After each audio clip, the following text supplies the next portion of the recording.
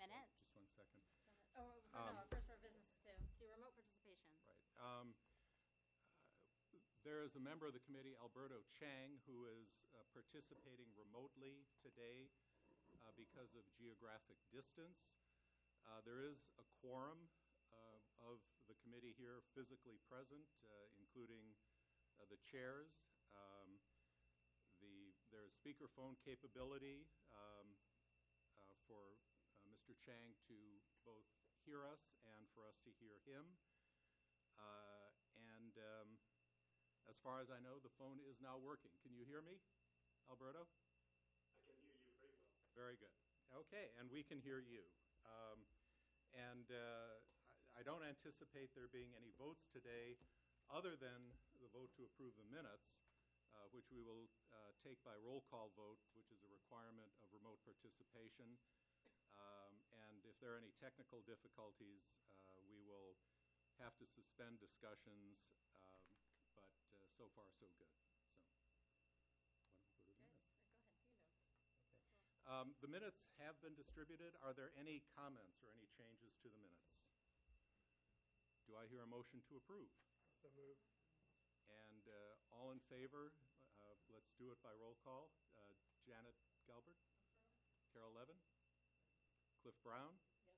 Kevin Lang? Yes. Carol Kamen? Yes. Beth Jackson-Stram? Yes. Michael Glover? Yes. Ann Connolly Tokoff? Yes. Lisa Serafin-Sheehan? Yes. Susan? Yes. Wolf-Witkoff? And the chair also votes yes. The minutes are approved. Good. And thank you very much to Melissa for taking them and getting them to us in advance. We appreciate that. Should we do a couple communication things? Sure. Just clarify Sure. those. So a couple clarifications. I mean, there were 2 points that we left last meeting with Dick and I will talk about it, and we'll get back to you all with a proposal. One was on communicating with staff, just specifically what types of requests should go straight to staff and which one should come through the co-chairs. And the second one was communicating with the public. So we have gotten an idea on this. We would like to present it to you, and you can let us know what you think, and we can modify it.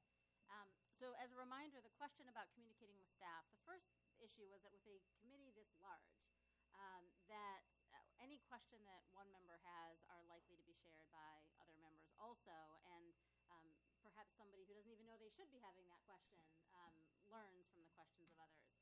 The second principle was that we want to make sure that everybody has the same numbers, the same information at the same time, so that there aren't different ways that a question is getting asked and getting a slightly different answer. Lots of things are assumptions, and we'll see tonight and next week that that information really does depend on the assumptions that you make and exactly what's in what information. And then as a practical matter, again, given the committee size, even a small number of requests, 2 or 3 requests per member per month, which doesn't feel like that many, quickly adds up to dozens and dozens. So we want to not overwhelm our staff. We want to make sure we're focused. And at the same time, the overwhelming value and principle of having all members be as well informed as possible is really important. So we spent some time talking about this and talked to the staff a bit, and so thank you for that input from Sean and Mel and Bill and Peter. And what we thought was that if Override Study Committee members can route substantive information requests through the co-chairs, that would be incredibly important. Anything, and this is defined as anything that requires work or analysis on the part of the staff, beyond just a quick clarification or a quick ping on the definition, what is the definition of free cash, that sort of thing. And we will make sure not only that committee member questions are prioritized and answered as efficiently as possible. We also anticipate there'll be a fair number of questions from the public. Some of us are already getting those lists from the public. Some of you have already forwarded those lists to the co-chairs, so thank you for that, at least 2, maybe 3 already. Long, complicated lists of questions, which are all good questions, but the questions of this group get priority, and we need to go through a sorting function. So that's the question, the communicating with staff. The second question was communicating with the public, and again, as we all agreed from the outset, all these meetings are open by law. The agendas are posted in advance, all that sort of thing. There was a request here, and there was a resounding request from the school school committee and many members of the public to televise these meetings. We've talked about that. We're going to try this setup and see how it works. There aren't that many rooms here that can take televised capability, but we're going to try that. The Override Study Committee website will be the main place where we will send people, accessible from the town homepage, updated with BATV links, with meeting minutes, with files, with upcoming meetings, all those things, which Sean and Melissa have already done such a great job pushing your way, and it will be a challenge to maintain the flow, but that will certainly be a priority. And just there are some of the constraints around the open meeting law around routing inquiries and comments through the chairs so that there isn't deliberation or daisy chaining, as John was saying. But that said, we are committed to responding to requests in a timely manner. We will attempt to do our best to either say, yes, that's information that's out there already, please go look at it, or yes, it should be, we will take it under consideration and prioritize it. It doesn't mean we're going to promise to answer every question from the public, simply because if the volume is overwhelming or things are deemed not a priority, we'll have to make some judgments. But certainly we'll be as open as possible, and our emails are out there. So we've already gotten some questions about what is the public engagement process. I think we've also said that public comment and public hearings will be introduced as necessary. There wasn't certainly not in the immediate these two meetings, any need for either of those two things. So we will get there when we get there. So were there any other questions? I mean, there was quite a lengthy discussion of social media and public communications and what we could and couldn't do. So were there any other questions from committee members or reflections? If not, we can keep going, but I just wanted to close that loop as we promised. So just with respect to requests to Sean or to Peter Rowe, I think it's a rule of reason. If you have a quick question, you should feel free to contact them. I know Sean has volunteered his time and services and has urged that to happen, but major questions we think should be prioritized, and also the answers distributed generally to members of the committee. So it's, I think, important to have that done in a somewhat more structured way. But if after Sean's presentation today you have questions to fill in the gaps, I think you should feel free to contact him. Correct? Good. No, I think Sean, over to you. Municipal Finance 101.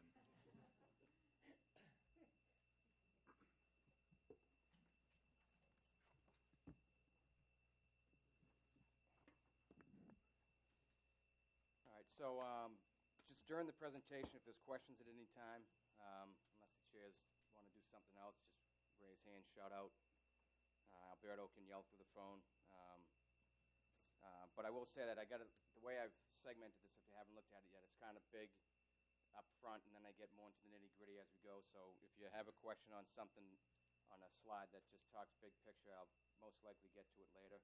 But feel free to ask, and I apologize for you having to listen for maybe 2 hours of this really exciting material, but this is what we get paid for. So, so the budget highlights, I do just want to spend, and I should also say, even though there's 50 slides, my rule of thumb with these things is most people look at them online anyway, so I just pour information in it. I'm not going to walk through bullet by bullet and item by item. I'm going to skip through a whole bunch of stuff. It's really for if you want to go back and look at it and get some more information. So don't worry, this won't be as painful, I hope. So policy budgeting, that's something that this town's been doing for the last 2 decades. And what we mean by that is we build our financial plan on a core set of policies that have been vetted, like I said, for about 2 decades now by various bodies. And it really does frame how we do everything in our budget, from allocating money between town and school to how much to put in reserves, how much to spend on capital, et cetera, and we'll get into that in some detail.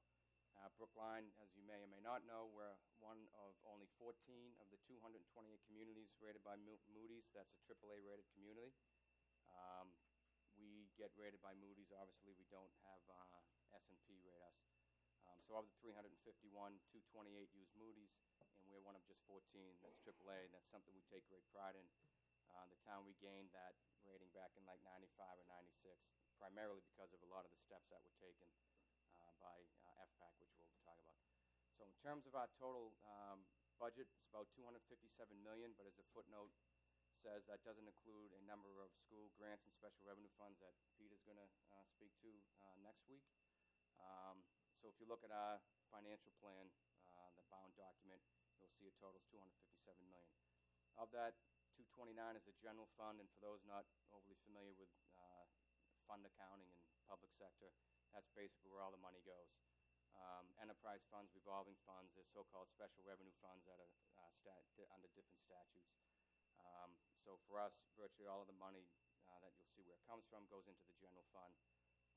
Our enterprise and revolving funds, there's really three major ones: water and sewer.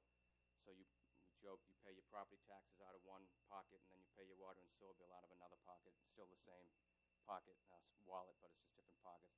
But for our accounting purposes, it's a separate enterprise fund. Golf, same way. Taxpayers don't put a penny toward the golf course. Us people who think we know how to golf do it. So 100% cost recovery for both of those. And then we have a revolving fund for the recreation department. So from there, you go down, we have an operating budget, which is basically all the money that it takes to run all departments: school, police, fire, DPW, etc. You'll see that the appropriation for the school is $83 million. Town department, 66. Our benefits budget, which we're going to talk at length, I think, $50 million. Debt service, 10, and reserves and some miscellaneous items, about $3 million. We have a pay-as-you-go component to our capital budget, which that's the next presentation. That will be more detailed about that. $9 million, basically, instead of borrowing for projects, we pay for them in cash. And then the non-appropriated budget is called that because town meeting doesn't actually appropriate it by law. Those are things that come right off the top of our budget. About $5 million of it's for the MBTA, state assessment, county assessment, which is about $700,000, and then something called the overlay, which is actually under the control of the Board of Assessors. So if you all challenge your tax bill and you are victorious, the money comes back to you out of that fund. It's also for abatements for elderly, blind veterans, those types of things. So that's how, you start with 257. 229 is a general fund. All that 229, 212 is operating. 9 is pay-as-you-go capital, and 8 is non-appropriated. In terms of staffing, there's about 750 FTEs, which is full-time equivalents, and about 1,900 plus on the school side. So a little bit of walk down memory lane, and Kevin alluded to this last week. So FPAC was formed in 1993, and if you go back in time and you read the minutes and you read the selectmen's minutes, this was really the beginning stages of what we now call policy-based budgeting. The work that they did set the stage for the town's first override, general override, $2.96 million. There were other direct outcomes, policies for reserves, how to use free cash, which we'll talk about what free cash is, and capital. And then the town-school partnership was also really developed at that point in time between the town administrator at the time and the superintendent at the time. So FPAC, a lot of credit needs to go to FPAC and what they did. In that 14-year period after the FPAC up to 2008, the town was in a very good budget climate. We were past the state aid cuts of the early 90s because of education reform, which we refer to as Chapter 78. That was increased significantly annually. In the state uncapped the lottery, and what I mean by that is the state used to take a certain amount of lottery, which was supposed to go to cities and towns, and they used it to balance their own budget. So in the period of the mid-90s, there was an agreement to start uncapping that, and eventually all the money went back to cities and towns, although now I think they went back to their old ways and are keeping some of it. But it was a very positive budget climate then, increases in state aid and low inflationary environment. So no more cutbacks, a lot of budget stability. Unfortunately, after the dot-com bust, basically, there were significant cuts to local aid, and this is when, and you'll see all these charts as we go along, that's when the significant annual increases in health insurance really started to kick in. Special education, began to increase. Utilities, not the sexiest part of the budget, but for us that went from a like $2 million item to $5 million over a couple of years after deregulation. So the end result of that was back to retrenchment or budget cuts for a couple year period. After that, we were able to maintenance of effort, basically meaning whatever we could do now, we're going to do next year, but nothing more. So we were able to do that. But then in 07 and 08, really at the beginning of the Great Recession, cost pressures caught up with us and we had to cut. So what ended up happening, very similar to now, the selectmen appointed a override study committee. They did their work, and the end result was a $6.2 million override approved by the voters for fiscal 09. One of the key recommendations of the committee was to have an efficiency initiative, which is what Dick alluded to last week. He chaired the committee. We staffed it, and I can tell you in all honesty that virtually every single facet of town operations were reviewed, and virtually all of the recommendations that were made have been followed through. We've civilianized, we've privatized, we've consolidated, we've reduced staffing, and we can say proudly we've done that without laying anybody off. We took a lot of advantage of opportunities as they came, and held on to vacancies and things like that to then contract out. It wasn't easy. There was a lot of pain that went into it, but as it says in fiscal 10, if it wasn't for that exercise, I don't know how we would have got through 10. We were able to cut $1 million out of the town budget because of the efficiency initiative. Another recommendation, this was getting beaten, this drum was getting beaten again and again and again, and it was that the town needs to join the state's group insurance commission, which is basically a pool of state employees, active and retirees, for health insurance purposes. Municipalities can't get in. At the time, it was more difficult than it is now. But after a couple of years, the town got into it, and you'll see later the fruits of the labor were basically a $5.5 million swing in a rapidly growing line item, group health budget. So that was a huge recommendation. It was a huge victory for both the employees, I can say, as an employee, in my opinion, and for the town, because budget stability, a lot of budget stability was generated because of that. And then the last key recommendation was OPEBs. For those of you who don't know what those are, you're lucky. But what it stands for is Other Post-Employment Benefits, which is basically retirement benefits for retirees other than health insurance. And it's based, for us, it's 99% health insurance. So a task force was created. They did their work in a year-plus period, and we're happy to say that, again, virtually all the recommendations that were made for funding it, we've done it. And you'll see later on, and I'll talk about how aggressive we've been and how ahead of the curve we are in terms of other communities across the state. Certainly not going to go through these. Oh, yep. Sean, you talked about an increase in the special needs budget. Was it substantial? And also, was it because of increased diagnosis, increased cost of services, increased number of young people with special needs who moved to town? I'll defer the second question to school folks. The first one, we planned for $750,000 a year. What it actually ends up costing, I will defer, but as you'll see later in the town-school partnership agreement, at the beginning stage of the budget, we say it's going to grow $750,000, and the town actually absorbs about 36% of that. But Is there going to be any impact of the Affordable Health Care Act on special needs? No? They're going to be able to pick up any special needs of that? To answer your first question, the answer is yes. All of those issues help to drive up the special education costs. Last question, the Affordable Care Act, Yeah. you think it'll help us? Yeah. Is there any money there? Not that we're aware of yet. Okay. All right. Thank you. It's pretty complicated Yeah. law, and I think we'll see how. So it's still under $1 million, you think? The increase, you said 750,000? that's what we planned for, but I will defer to Peter and Bill in Okay. terms of All what right, the thank actual you. experience has been. Thanks. We'll talk about that next week. Right? Okay. So, whole host of initiatives. Not going to go through them, but you'll see civilianization, privatization, consolidation. All those good things that we've done. I do want to talk about just two in particular. What we've done in terms of energy efficiency, and we've taken advantage of the positive climate in terms of new contracts for electricity and natural gas. We've done what's called blended and extended an existing contract to capture in the new rates. So we're starting to see those budgets go down. We've also invested a lot in IT, something that I'm really interested in, and it hasn't been easy. We've had a few battles here and there in terms of funding things, but up front, there's a cost, but down the line, you see the savings in VoIP, which is basically, it's voice over IP network. So at the phones, our network, everything runs on that. We've cut our telecom budget by a third over a 3-year period by virtue of that investment. Parking ticket handhelds, you folks probably don't like seeing them walk around with the handhelds, but it makes them more efficient, which we love.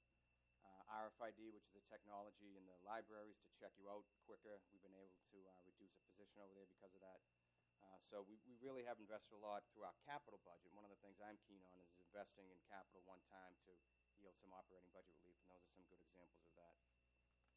Capital is kind of a staggering number. Since the first set of formal CIP policies were developed, we spent almost $400 million as a town on virtually every single building in town. Again, I'm not going to read through them, but you can see there's a couple new buildings, major renovations, including this building that you're in, which is far more energy efficient than it used to. So again, a lot of investment in our capital infrastructure.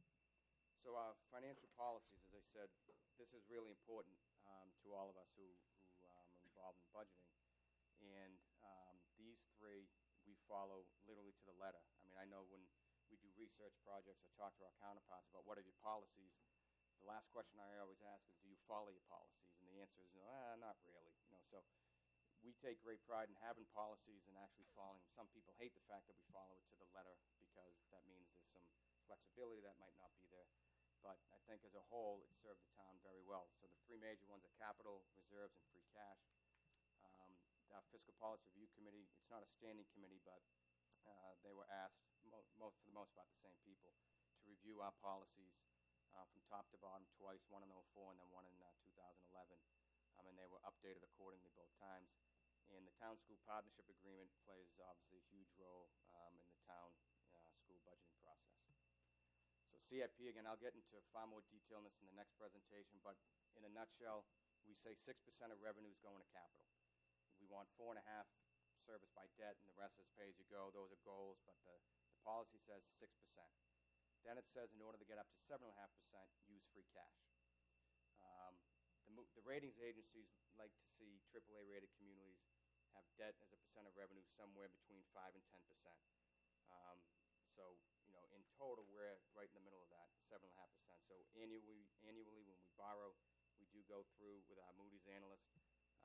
Debt as a percent of revenue might be low, but you got to remember we have this robust pay-as-you-go component to our capital funding, and they always remember it, and it's not really an issue. But they do see any community below 5% as really a red flag as underinvestment in the community, meaning at some point it's going to catch up to you. Obviously, if you're over-relying on debt, that's a whole other problem. And then we also require the two enterprise funds, golf and water and sewer, to pay 100% of their debt, which they do. And then we have some pretty standard debt management policies that I think you'd find, in any public organization, but we do follow them. In terms of reserve, we have three major reserves. One is the budget reserve. It's called the reserve fund around here. It's under the control by statute by the advisory committee, which is the town's local finance committee. And it's for, quote, extraordinary and unforeseen financial obligations, where it goes, the most of it goes to pay for snow and ice bills after the snow and ice season ends. So if we have a good year, we don't spend, if we have a good weather year, we don't spend as much as the reserve. But that's a very important part of the town budget. The schools have used it in the past on a couple of occasions for special education and some other things.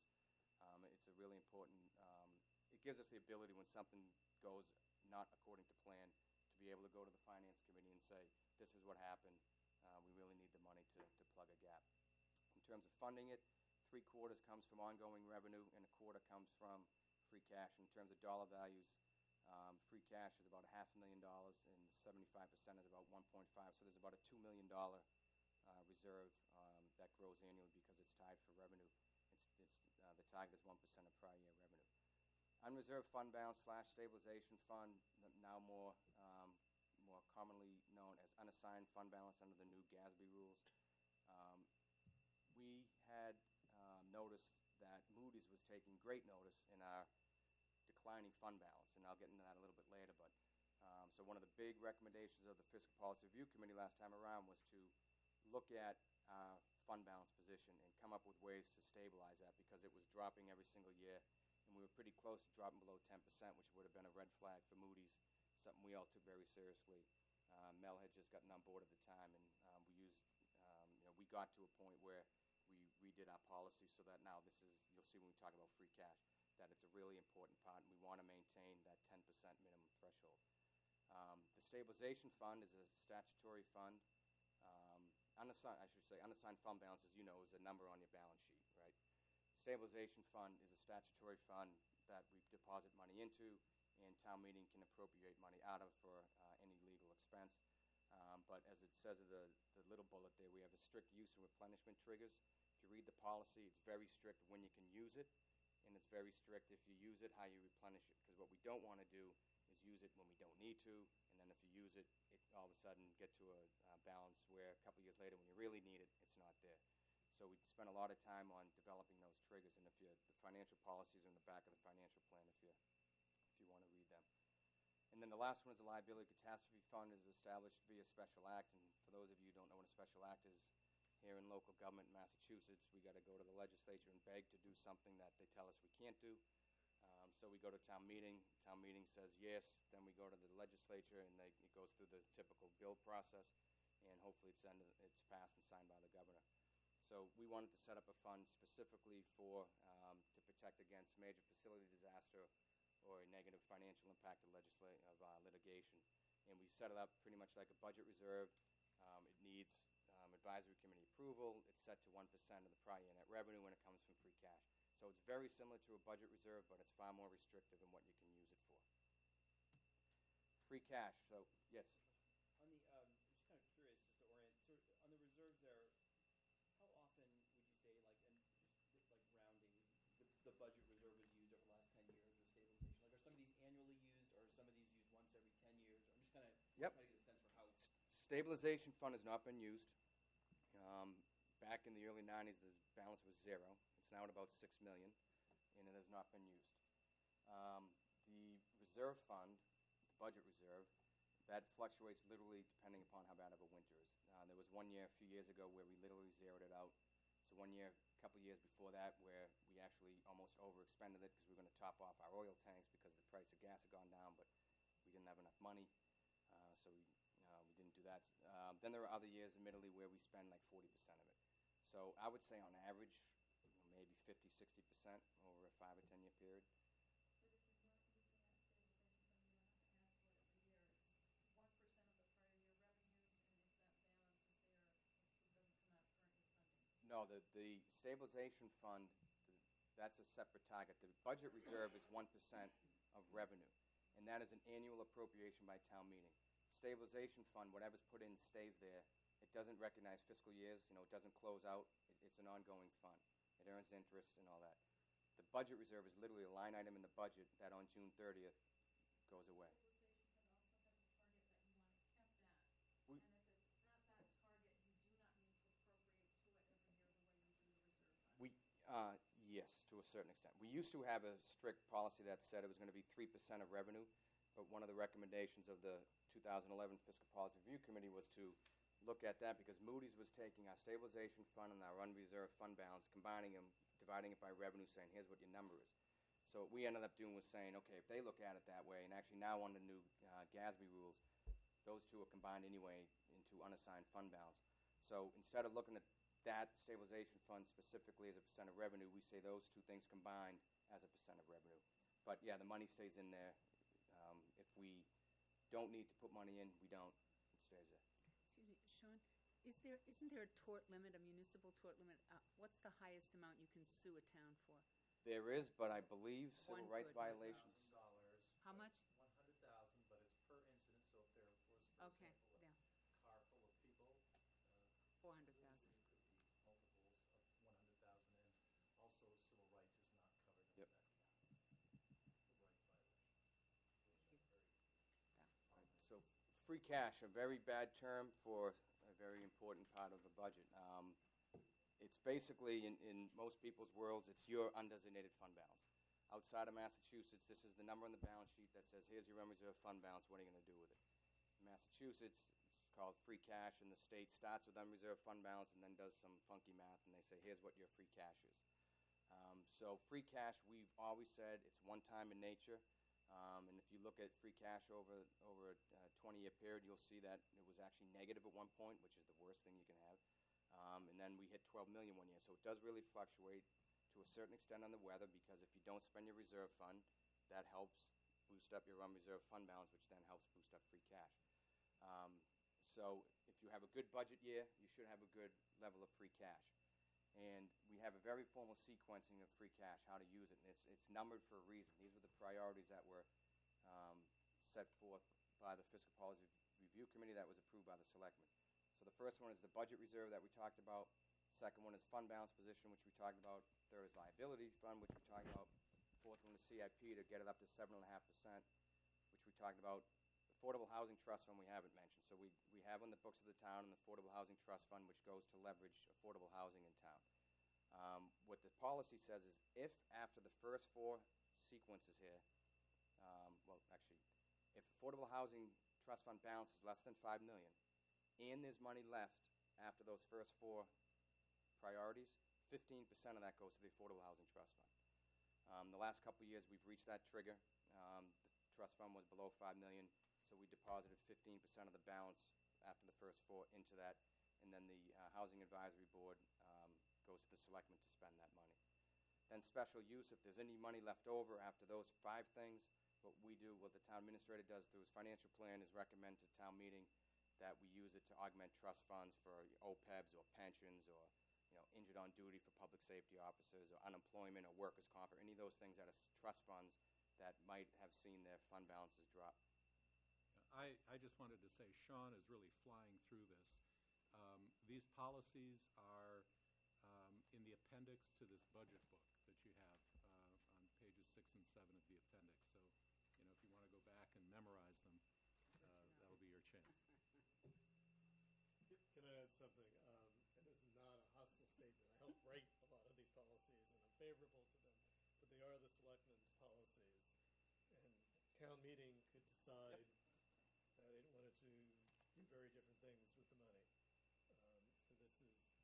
So we've been able to follow this because the advisory committee and the selectmen have had agreement on it, and to the extent that there's been opposition in town meeting, the union of those two groups has prevailed. Yep. There's been a couple times we failed, but 99% of the time they've been followed. So, okay, so those are the policies. Now into how does the financial plan hang together, and what do those policies really mean in terms of putting it together? So what I think is a pretty straightforward, color-coordinated picture here of what the financial plan looks like. So as I said earlier, you got enterprise funds, which is about $28 million, capital improvement program, which is a combination of debt and pay-as-you-go, which is why you got dashed lines over onto the general fund side, and then general fund. So basically all this goes to show is that there's a lot of, call it cross-pollination between the different components of our financial plan, primarily between capital, because that hits the enterprise funds, it hits the operating budget. But that in big picture is how the financial plan is laid out. I'm not going to go through these. It's just a couple different ways of showing the $257 million. This one is by major fund, our 4 major funds. This one is by expenditure type with the asterisk that since town meeting doesn't break out the school department's budget by category, meaning personnel, services, supplies, etc., I basically just worked with Peter to break that out and allocate it this way. So what you can see out of this is 47% of wages, 20% of benefits. And just to highlight one thing that sticks out like a sore thumb, which is right there, this 18.6 million, that's our MWRA assessment. So 60+% of your water and sewer bill is actually driven by the MWRA assessment. We're not, at least tonight, going to talk much about enterprise funds, but one of the driving forces in the ever-increasing water and sewer budget is the MWRA assessment, which is basically because of the large amount of debt they had because they had to clean up Boston Harbor. But that just sticks out like a sore thumb there. General fund budget, so again, there's your $229 million broken out by revenue type. And then you see where the money goes, which we'll get into in far more detail right now. All right, so 4 major revenue sources. Property taxes basically 75% of our budget, of our general fund budget, comes from property taxes. And across the state, you'll see that, other than some of the poorer communities which get more state aid, the vast majority of local government's revenues from property taxes. It's capped by Prop 2.5. We'll talk about what that really means in a minute. And new growth, which is basically growing your tax levy above and beyond the 2.5 levy limit through development, redevelopment, is a critical part of the budget, and you'll see that again in a minute. State aid, very volatile. It goes with the economy. I think it has more to do with the economy than it does with who's the governor. All you got to do is just map state aid against any economic cycle, and you'll see it matches that pretty consistently. It's now less than 8% of our budget. It used to be over 10% a few years ago. Local receipts, which is a term for the stuff that we have under our control to a certain extent. I say that because a lot of our major ones are capped by state law. Motor vehicle excise bill, which is that fund bill you get once a year for owning a vehicle. There's a formula in the statute that says how much that bill is going to be as a value of your vehicle. So there's nothing a municipality can do about that. The lodging and meals excise taxes, those are set in statute. There's nothing we can do about them. We're at the maximum. They're also... We could lower them. We could lower them, that's true. Absolutely. And we're also bound by a court decision from the, I think, mid to late 80s, Boston versus Emerson College, that a fee cannot exceed the cost of providing the service. So, for example, we couldn't have a $500 refuse fee because that would exceed the cost of providing trash pickup and recycling pickup for you folks. So we got to be very careful when we set fees that we don't just kind of pick a number out and kind of, because if somebody challenges us, we'll lose, and we got to give all the money back. Have the court established what can be included as costs? For example, we don't charge ourselves property tax. No, Uses like that. DOR has done a good job. They have a handbook that will basically walk you through how to come up with that stuff. I mean, you can include debt service on a building, so you have an inspectional staff that's in a building that you float a debt for. You can include that. You can include lots of stuff. Same thing when you're doing overhead reimbursements for like a water and sewer budget. Okay, so our CIP, that means our CIP policy would affect what we could charge. Our decision to pay cash for something versus to bond it would affect our... I see where you're going with that, yeah. That's interesting. Thank you. And then free cash, which we talked about, we use it for one-time expenses per our policy. Here's just a picture that shows it. So property taxes. I think every single year we get phone calls in our office and in the assessor's office when the tax bills come out and say, how come my tax bill grew by more than 2.5%? That's the problem with it being called Prop 2.5. Everybody thinks that that's what it means. What it really means is that the town's levy can only grow by 2.5%, all right, aside from new growth, which we'll talk about. So just looking at, and it also means, and we're not even close to this, but the total levy cannot exceed the 2.5% of your assessed value, which is basically your aggregate property value in town. For us, we're at $18 billion of property value, so whatever 2.5% of that is, we're not even close. But there are, believe it or not, some places out there that aren't too far away. So just to show how this works, I'm going to use two examples. One when we had override and a more simple one. So look at 09 for a second. So the prior year levy limit, which is basically the maximum you can levy, was $134 million. Multiply that by 2.5%, you get $3.3 million. To that, you add new growth, which again is if you put an addition on your house, or if we develop 2 Brookline Place, or if a public parcel becomes taxable, all that stuff becomes part of new growth. And in that year, we generated $1.8 million. And then we had an override of $6.2 million. So our levy becomes $145.6 million. Excess capacity is basically the difference between what you actually levy and what the limit was. In Brookline, forever, it's been levied to the max. There are, not so much in this environment, but back before the Great Recession, there were communities that had a lot of excess capacity, meaning they didn't want to levy as much tax as they could because they didn't want their residents' tax bills to grow. I mean, one that comes to mind, because I know it pretty well, is Woburn. They actually use new growth as a way to depress how much levy they go up by. So their tax bill has been almost flat for like a 4 or 5 year period. In Brookline, we raise it to the max because we need the money to provide the services that everybody says they want. These numbers here are literally rounding by the tax rate. So that's money that we call is quote-unquote left on the table. So you had $145.6 million. To that, you then add the principal and interest costs for prior debt exclusion. So in this year, this was debt service for the high school and the Lincoln School. Under the old SBAB, if you have any questions about all these acronyms and stuff, obviously just shout them out. SBAB is the old School Building Assistance Bureau. It's now called the MSBA, which you've heard a lot about, Massachusetts School Building Authority. Under the old program, the municipality issued all the debt, and over a 20-year period, or whatever the term of the bond was, the state would give you that money annually. So divide it by 20, you'd get that amount. You subtract that, and you have this net number. So you raise 145.6 within the levy. Well, I shouldn't say that because you had an override, but and then you add this to it for the debt exclusion. So what we levied was $147.3 million. Okay. Use a somewhat simpler year. Look at 13. Same thing. Take that number, multiply by 2.5. Here's our new growth. You got 168.3. We levied to the limit, minus 30 grand. And then you see a significant change here. Two things happen. This number dropped way down. It used to be 4 point something. It's now 1.6. And then you see this SBA reimbursement go away. That's because of two things. One, the new MSBA program doesn't reimburse you annually. They reimburse you on a pay-as-you-go basis. So as you are working on the project, you got to submit progress payments, requests to them, and they give you the money. So we don't float that debt. And then also we refinanced the high school in 2011. And as part of that deal, the state gave us all their remaining monies that they owed us for the high school up front, which we then used to pay down the principal. So it was a great deal overall for the taxpayers because we didn't have to raise as much down here as we otherwise would have. So now what you're going to see, let's pretend there's a debt exclusion for made-up number $2 million. You would see that $2 million right here, and that would be above and beyond up top, which is the capped part of Prop 2.5. Can you talk about how the residential exemption plays into this? Absolutely. Can I hold that for when we get to tax bills? Because that's a great question.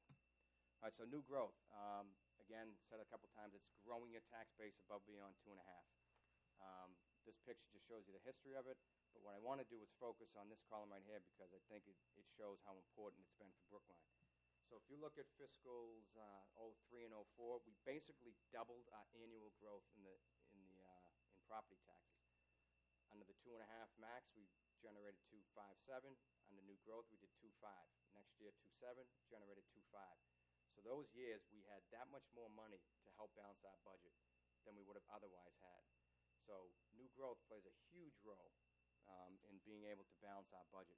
And while it's tailed off a bit, it's still pretty good numbers. Again, we're increasing our budget of our property tax revenue by 50%, which is a pretty important figure. If you look over this, what's this, a 14, 15-year period, we've collected 64% more property taxes than we would have, or built into our budget 64% more of our largest revenue source than we otherwise would have. So I know at some point the committee is probably going to want to talk about economic development. This shows quite clearly why economic development is very important in a Prop 2.5 environment. Do you have any sense for how much of the growth is sort of residential expansion? Oh, yeah. Sort of what I would think of as being new growth. On an annual basis, it's almost about 80-20, and of the 80 residential, 20, and of the 20, 99% of that is from the utilities, because utilities is actually called personal property, which is not. It's separate. It's under a commercial, industrial, personal property category. So we've been able to levy more taxes on utilities under some rule changes. So the Verizons, the N-Stars of the world, they've been paying more property taxes. But for the most part, it's purely residential. And the calculation is just the value of improvement times the tax rate? Exactly. Yep. All right, so tax bills. So I didn't want to have a discussion about property taxes without just looking at some tax bill data. I'm sure we'll spend oodles of time on how we compare and growth and all that over the next few months, but just wanted to put something out. Whether you read a Mass Taxpayers Report or a Globe story or a Mass Budget Policy story or a Pioneer Institute story, anybody that does stories about tax bills, they always talk about average single-family tax bill. For us, that just doesn't work because only 20% of our parcels are single-family homes. 60% of our residential parcels are actually condos. So what we like to do is we aggregate all of our residential properties, singles, twos, threes, condos, and do the math that way. So based on the average residential tax bill, Brookline is ranked 34th in the state at about $8,000.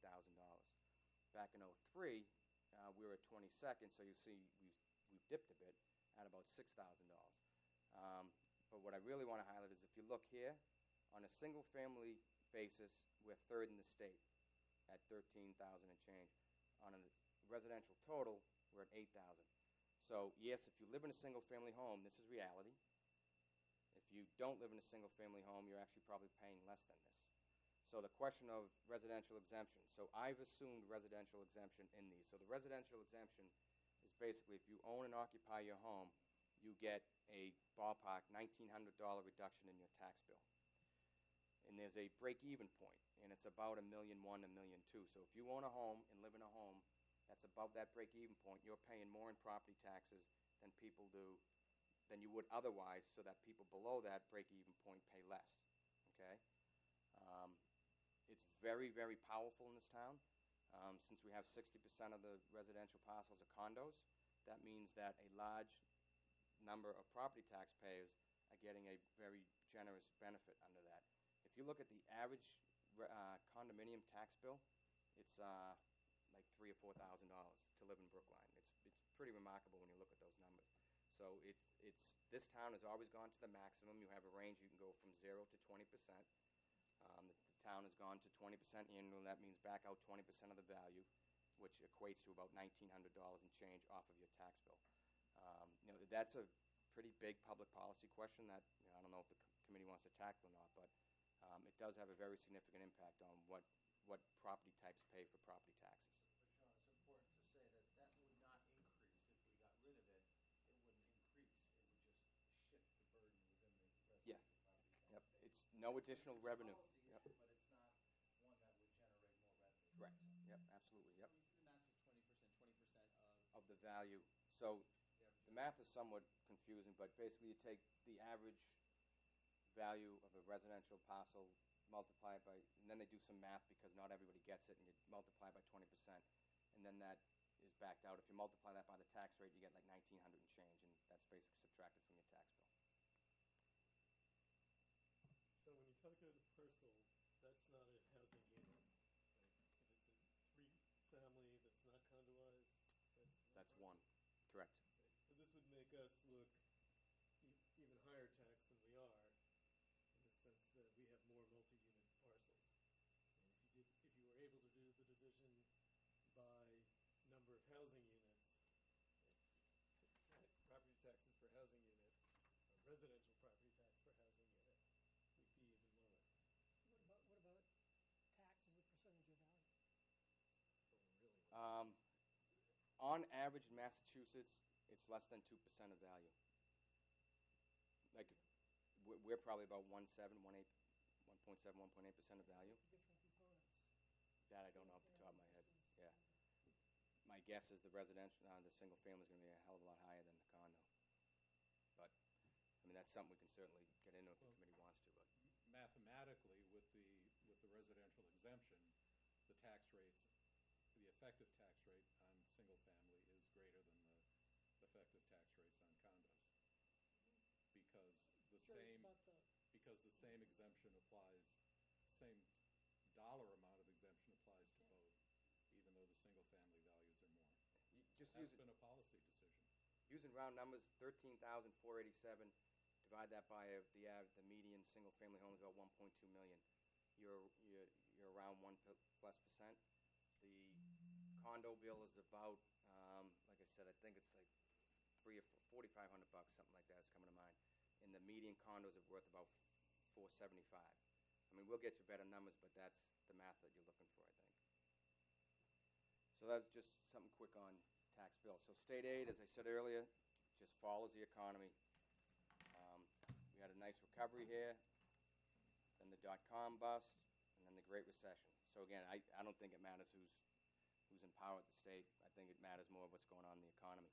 And the driving force here has been Chapter 70 education aid and the uncapping of the lottery, again, meaning the state gives us what was supposed to come back to us.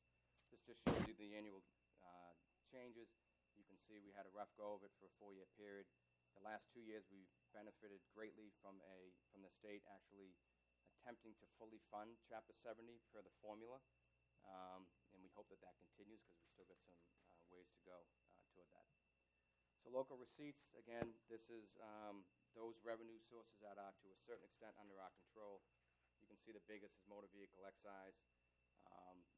Just to say what's in some of these things, local option taxes, that's your meals tax and the lodging tax. Licenses and permits, those run the gamut from dog licenses to liquor licenses to fire prevention, inspection fees, those types of things. Parking tickets, we need more of them. General government, the biggest number there is building permits, which is obviously related to new growth. If you see a spike in building permits, you should see a spike in new growth. Interest income is really two components. It's interest earned on our available cash, which is virtually nothing, obviously, in this environment. We generate about $250,000 on our money. The balance of that is interest on unpaid taxes. That earns a slightly better rate of about 14% for tardy tax bills. Pilots and 121As are two forms of payment in lieu of taxes, and give great credit to the finance director. Over the last few years, he's really driven pilot payments from nonprofits. If you see this over a period of time, it really does escalate. Refuse fee is that $200 bill you pay, 4 times a year, $50 a quarter, to go toward. It covers about 78% of the cost of trash. And departmental and other is kind of a hodgepodge of things like cable TV franchise, benefit reimbursements from other funds, those types of things. So free cash, I already talked about what it was. This shows you dollar values in terms of that sequencing. So you can see in 14 how we started with just under $10 million, and we, per the policy, the first stop of the policy, we spent $6.5, and then we spent another $3.1 on these initiatives down here. More CIP. This basically went to what we call classroom capacity, which is to create classrooms in the schools for the kids. Then OPEBs and pensions and workers' comp and unemployment, those types of things. But this does put dollar values to the policy, so you could see what the magnitude of these numbers. And the special use on the pension and the OPEBs is to fund the unfunded liability for the. Yeah, try to pay that down, yep. Will that taper down over time when we're caught up, and how long a period is that? Hold that till we get to pensions, and I think it's in there. All right, so fund balance, again, this is prior to being AAA down here. You're in AAA, we increased our fund balance. You see it started to taper off, and if you go and read the Moody's credit reports on us for, say, 2 years ago, go back 3 or 4 years, and they always mentioned declining fund balance. So we took it, really seriously, as we need to fix this problem, or we're going to jeopardize our AAA rating. So you see, we almost fell below the 10% figure, which is what Moody's looks at for AAA rated communities. And because of the efforts that we've made through the Fiscal Policy Review Committee and the selectmen adopting the policies, we've gotten back up to 11%, and we hope that we at least stay there. Our financials will be out probably in a month or so, and I'm very anxious to see what these numbers look like at the end of fiscal 13. So this is just a snapshot to show what's happened. So to me, it's pretty interesting. If you look 10 years ago, 2004, property taxes were more than 77%, local receipts 13%, and state aid 9%. And I should say this is ongoing revenue, so the difference between this and some other slides is we don't talk about free cash because that's not ongoing revenue. It doesn't support services. It just funds, I shouldn't say just, it funds capital. So this is the ongoing revenue to pay for services. And then 10 years later, in 14, 80% of the budget is now covered with property taxes, local receipts down to 12%, and state aid below 7%. So you can really see what's happened over the last decade because of some of those things that I talked about earlier. Before Yep. you move on to the cost side, on the revenue side, can you just spend a minute talking a little bit about, as you look across the revenue picture, where are the places either where you see Yep. opportunities or places where this committee should dig in a little bit, Okay. or places where there are, let's say, policy decisions that the town has made that we should maybe we should affirm them, but we should at least understand that there's a substantial cost to All right. reaffirming those. And It might be on this page, it might be Nope, on other no, it's pages. not. Great No, question. you tell me where on this 5 or 6 slide set of page. I would say that there's two areas, one of which is nowhere. Parking meter receipts, for some reason I'll I'll never understand. The state classifies as an other available fund as opposed to a local receipt. So what that really means for this presentation is you don't see it up here, but parking meter receipts, all those quarters, and now increasingly credit cards that folks use, we pull in over $4 million annually to support our operating budget. So add that. When I think of local receipts, I always add $4 million to these numbers up here, okay? So the reason why I say that is because one of the answers to your question is parking meters. The town increased the rates to $1 an hour a couple years ago. There's room to grow that. There's obvious, pros and cons to that, but that's one area. Obviously, the refuse fee. We cover, like I said, somewhere between 75 and 78% of the costs. Historically, it's been about 80%, but that's something that could be revisited, just like you said, a policy question. Parking tickets, there might be room to grow that, but that would require special legislation if we even can do that because there's certain caps. Pilots is, anytime we talk about efficiencies or revenues or anything, pilots is always on the table. Steve's done a fantastic, finance director, Steve Searle has done a fantastic job with that. But, is BU paying us $5 million? And pilots know they're not paying us $5 million a pilot. So that's always something to look at. The pilots, it takes two to tango. Yep. The pilots are a voluntary agreement by nonprofits to make payments in lieu of taxes, and we can't force that on them. Mm-hmm. Selectmen just approved a new one yesterday. Yep. With Newberry College, but it took 6 years to negotiate that. And then, Susan, a lot of the other ones, unfortunately, for purposes of answering your question, are capped. You look at the big ones there, there's nothing we can really do about it. We hope that the local option tax number is going to grow if a hotel is built at the old Red Cab site. In the big scheme of things, increasing some of our licenses and permits is chump change. We might generate a few bucks here and there, which we try to do every 3 or 4 years. We go to the selectmen and we ask them to increase certain fees because costs have grown. Interest income is totally dependent on the economy. So I think by default we're talking big numbers, refuse fee, parking meters, and maybe, although I'm certainly not positive, parking tickets. We also mentioned non-residential development. On the property tax side, obviously development. Yeah, just like as Yep. you look across the revenue picture, it wasn't just Development, on this yep. page. Development. Other things as not on this page, other places. Mel, Revenue side. Melissa, thoughts? So this page plus commercial development is it? Well, and parking meters, which technically isn't on this page, but Right. pretend it's on the page. Okay. One thing I have no sense of at all, are there revenue opportunities in terms of cell towers, town property, any sort of things the town owns, that naming rights? Are there things out there that we can? We actually pull in money for a cell tower that's not a cell tower. We have a distributed antenna system around town, so some of those boxes that you see in the poles, so picture a cell tower lying down, that's what we've got around town, and we generate like $70,000 or $80,000 a year from that. Naming rights, this town has been, there was a policy, we attempted to get a policy to do adopt-a-space, that failed, so I don't know how much of an appetite there'd be for naming rights, those types of things, but Has that ever been? Has that ever been looked at systematically? Public records is that, really should address, naming opportunities for people who, they have a policy that they just provide, but doesn't include, special areas and, what they would consider that those naming opportunities. And there has been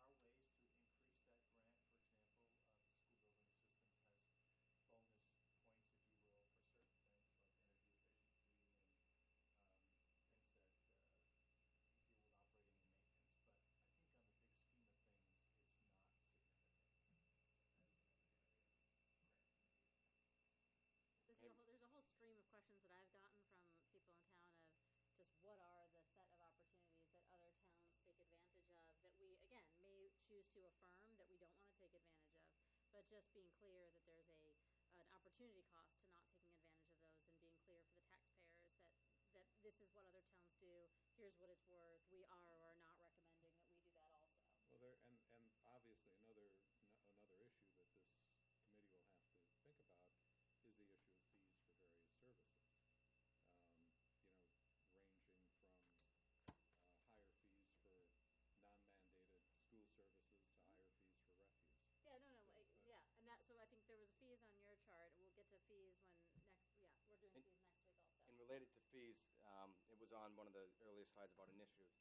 Cost recovery for recreation has been a focus of ours for the last few years, and they now cover, so for all the recreation programs that they offer, they cover about 75% of all the costs. So said another way, there's a tax subsidy of about 25%. It probably was about a 65-35 split a couple years ago.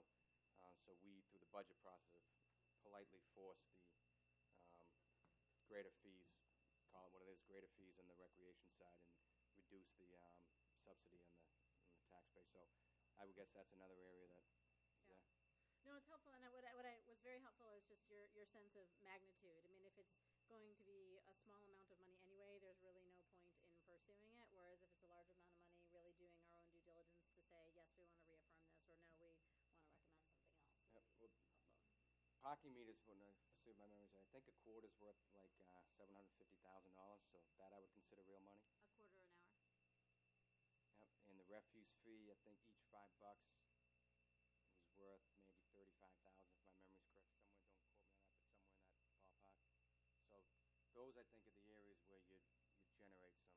Sorry, the quarter an hour is worth $750, and what was the refuse? Don't even write it down, because I'll You'll come make back a to it. note to Okay, thanks. get you that. Thank you very much. Along those lines of additional sources of grants, do we know what the current subsidy fee is for the Community Preservation Act? Subsidy rate, not subsidy fee, subsidy rate, right? No. Do you mean what percent is the state giving back? Yeah, Yeah. less than 50. I know they changed the law a couple years ago. More communities are joining Right. up, and the revenue is relatively stable. Less than 50, I wouldn't think of being small. I thought it might have gone down to 10 or 15, in which case. It was pretty low, but I think I got to check, but I know there were a whole bunch of changes that the former Secretary of A&F, former Brookline, the current Brookline resident, was championing, and I think a number of them made it through, and one of them might have been additional deeds excise revenue to go toward it, but I'll get that. Have we looked at monetizing the parking meters? I know it's. You mean like what Chicago did? Yeah, and No. I know that got panned, but. Yeah. Nope. Any other assets, has that ever been discussed? Well, last night, Selectmen just did something very similar. The Selectmen, upon recommendation of staff, approved a taxi medallion program, which should, if it goes the way we believe it will, could generate $14 million in one-time money, which we see going toward whether it's capital or unfunded liabilities or something really exciting like that. So that would get spent, if there's not a requirement to put that into a reserve fund? My desire would have them go to pay down some of our liabilities. But it does go to a special fund Yeah. established by law, Yep. but there's not a lot of restrictions on it. Yep. So we could use part for operations and part for reserve I or something? think so. Yeah, but we wouldn't, since it's one time in nature, we wouldn't want to use it for services for any operating, because it goes away once you use it. It's not built into the base. Yeah, it's one time. It's a lot of money, but it's one time. And that also is not really a monetization in the sense of selling an asset or the income stream from an asset. We actually created an asset. The taxi licenses were essentially given out, and now we're requiring that they be purchased. So we've created a new income stream. So Sean, when you say using it for capital, is there a way that you could use it to replace some of what you're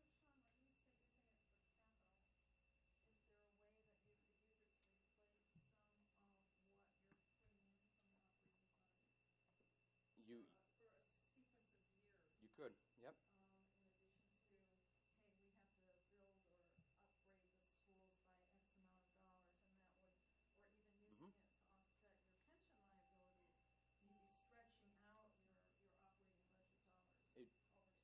take the second one first. If we threw, just say it's $15 million into pensions, the next time after that the actuary did their work, we would most likely see a reduction in our unfunded liability, which could translate into a lower annual payment. So yes. Right, yeah, so then you'd Yep. have more money that Yep. you could use for offsetting the operating costs of local Exactly. school funds. Yep, and that's exactly why we put one-time monies into the fund in fiscal 14, not even close to that amount of money. But your first idea, as long as we were able to get back up to the current funding levels, the answer is yes. So it might be 2 or 3 time money, but you're still at some point going to get back to that funding level if you believe that that's the desired funding level. Projecting out your capital projects, you can use it for Mhm. less of a cut on tax levy. Yep. You're stretching it out over time. Yep, you could. All right, any other revenue? On to how we spend it. All right, so general fund budget, you'll see biggest component is school appropriation of 30, and that's 36%. Second one, maybe surprisingly to folks, benefits 22%, and then public safety, which is police, fire, and building, third at 15%. The next slide shows a fully allocated budget, and what I mean by that is the way that we do budgeting in Brookline, every community does it differently. I mean, you can talk to 10 communities, you'll get 9 different answers of how they do it. In Brookline, grounds maintenance is in the town budget, not the school budget. Benefits are in the town budget, not the school budget. Debt service, town budget, not the school budget. Utilities, repair and maintenance of buildings, crossing guards, all those things are budgeted for in the town budget. So what we do on an annual basis as part of our financial plan is we pull those out really for this picture to show folks that if you do the math, you come up with this, which is very misleading, that only a third of the revenue goes to the school budget. I think anybody who lives here would think that more than a third of the money goes to the school budget, because that's that's what people like about the community. You look at it this way, you get a much more accurate picture that more than half of the revenue goes to the school system. So again, the difference between the $83 million and, if you do the math here, 53% of the 229 some odd million, it's about $122 million all-in school budget. So you add in $20 million plus of benefits, $8 million of capital, $5 million of building repair and maintenance. You add in a couple of other things. You add them up, you come up to about $122 million. By type, again, we made an estimate of where how the school budget is allocated. If you add 51% of personnel, which is wages, to 22% of benefits, you'll see that basically 3/4 of the budget goes to people, which shouldn't be a surprise because local government provides service, and to provide service you need people. So that's why as we get on, I drag on a little bit in here about benefits and stuff, because it's such a huge part of the budget. It has been and it's going to continue to be, because it's employees who actually offer the large number of services that the town offers. So with that as a segue, if you look at total salaries, it's about $53 million on the town side, about $81 million in the schools. So each 1%, when you read in the paper, not just Brookline, but in other areas, there's so-and-so striking because we wanted 2%, but they only gave us 1.5%. You might be saying, well, geez, what the heck's a 0.5%?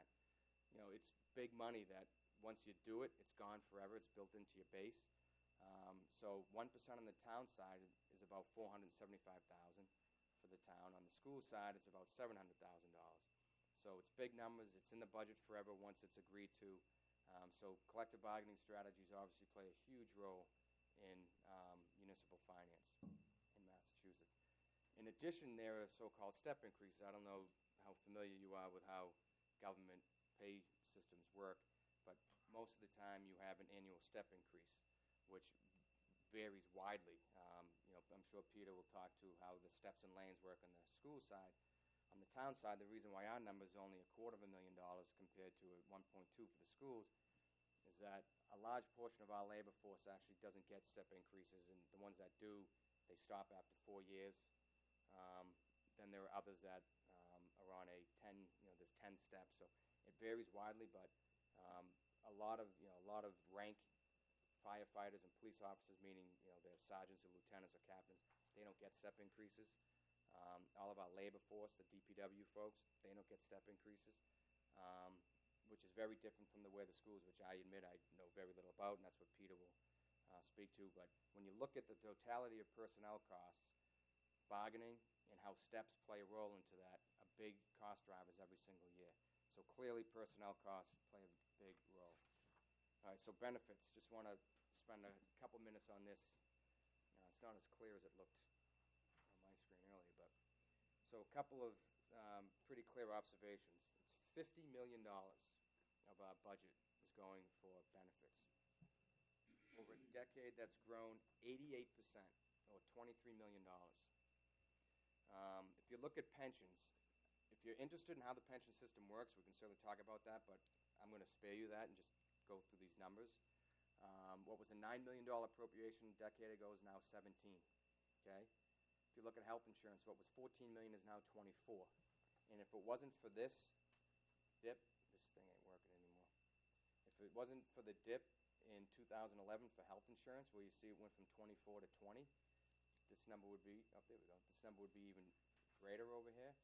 So pensions has grown by 88%, health insurance by 70+%, and we've done something which we are very proud about, and we think it's a success story, is we've really started ramping up our funding for OPEBs, which again are basically unfunded liabilities for retired employees and future retirees.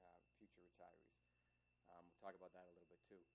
So, this is a huge part of the budget. It's grown significantly, and it would be worse if we hadn't done some things which we'll touch on in a bit. So health insurance, nothing but up, except for right here. I mentioned a while ago about Override Study Committee saying to get into the GIC. Well, the town and the unions agreed to it, and the first time, at least in my career, that I saw a multi-million-dollar decrease in a line item. Never seen that before.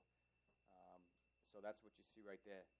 It actually dropped by over $3 million instead of growing by $2 million. So from a budget perspective, clearly very helpful here. But if you just look at this ramp up, I mean, there were some years, fiscal 01, 20% rate increase, fiscal 4, 20%, fiscal 6, 10, the next year 14, 2 years later 13, double-digit rate increases on our premiums, so that it brought this from, what was that, 6, 7, 8 million bucks, all the way up to over $20 million. So this has been a huge area of the budget that's been worked on. And then just to put some numbers out there that might maybe boggle you, because it does me every time I think about this. So to cover an employee on a family plan like myself, it's a $20,000, I'm not on Harvard, actually, no surprise I pick a cheaper plan, but a Harvard plan is $20,000, of which the town's paying 83%. For a HMO plan, slightly cheaper, it's $16,000. And these are cheaper than they would have been if we didn't go into the GIC, okay? So I don't even think employees know that it costs $20,000 to cover the total cost of a premium. So again, to me, every year when I look at these, it's pretty. It is. So part of the deal, there's a couple different statutes that you can do it under, but the town, when we entered the GIC, we became what's called a Section 19 community under 32B, I think. And once you enter into that, you then negotiate with all the unions as a whole. Prior to that, we actually had to negotiate with each union individually, which could be pretty painstaking. So the theory behind the so-called Section 19 was to get all the unions together, and there's weighted, teachers had the highest portion of vote, but you needed 70% of all union members to vote to get into it, which we got. So it covers the education employees as well? Yes, it does, yep. What percentage of the budget is covered by either collective bargaining or mandated costs that you can't do anything about? That is, if we're looking for savings and the budget's $257 million, what do we have to actually look at? More than 75%. Of the budget Yep. is off limits. Yep. Well, I wouldn't say it's off limits. It would be challenging. You can't just say this we want to change because Yeah. we have a negotiation. We're not I won't name it, but we're not the company my wife works for who in one calendar year sent 2 emails out and said, your premium is now this. We kind of, meaning it was higher. We can't do that. It took, 2 years plus to get into the GIC, and, there's been municipal health reform, which was a huge undertaking by the MMA, Mass Municipal Association, but 75% is tied up in people. Pensions is guided by state law, health insurance, and you can't even negotiate. Even if the union said, yeah, I'll take a lower pension, you can't. That's why I was asking the Yep. question. Yep.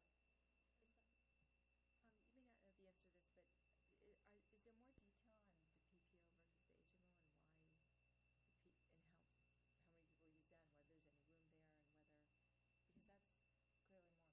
Mhm. And I guess I wonder why it's necessary. It may be a future question, or you may have some insight, or maybe you can provide me some offline. Can we say that, well, should I assume that there'll be more discussion about personal benefits by this committee? And maybe if that's an accurate assumption, we can do that. But I think a very simple, somewhat accurate answer is the GIC offers them, and we're in the GIC. So my sense is the GIC does a pretty good job managing.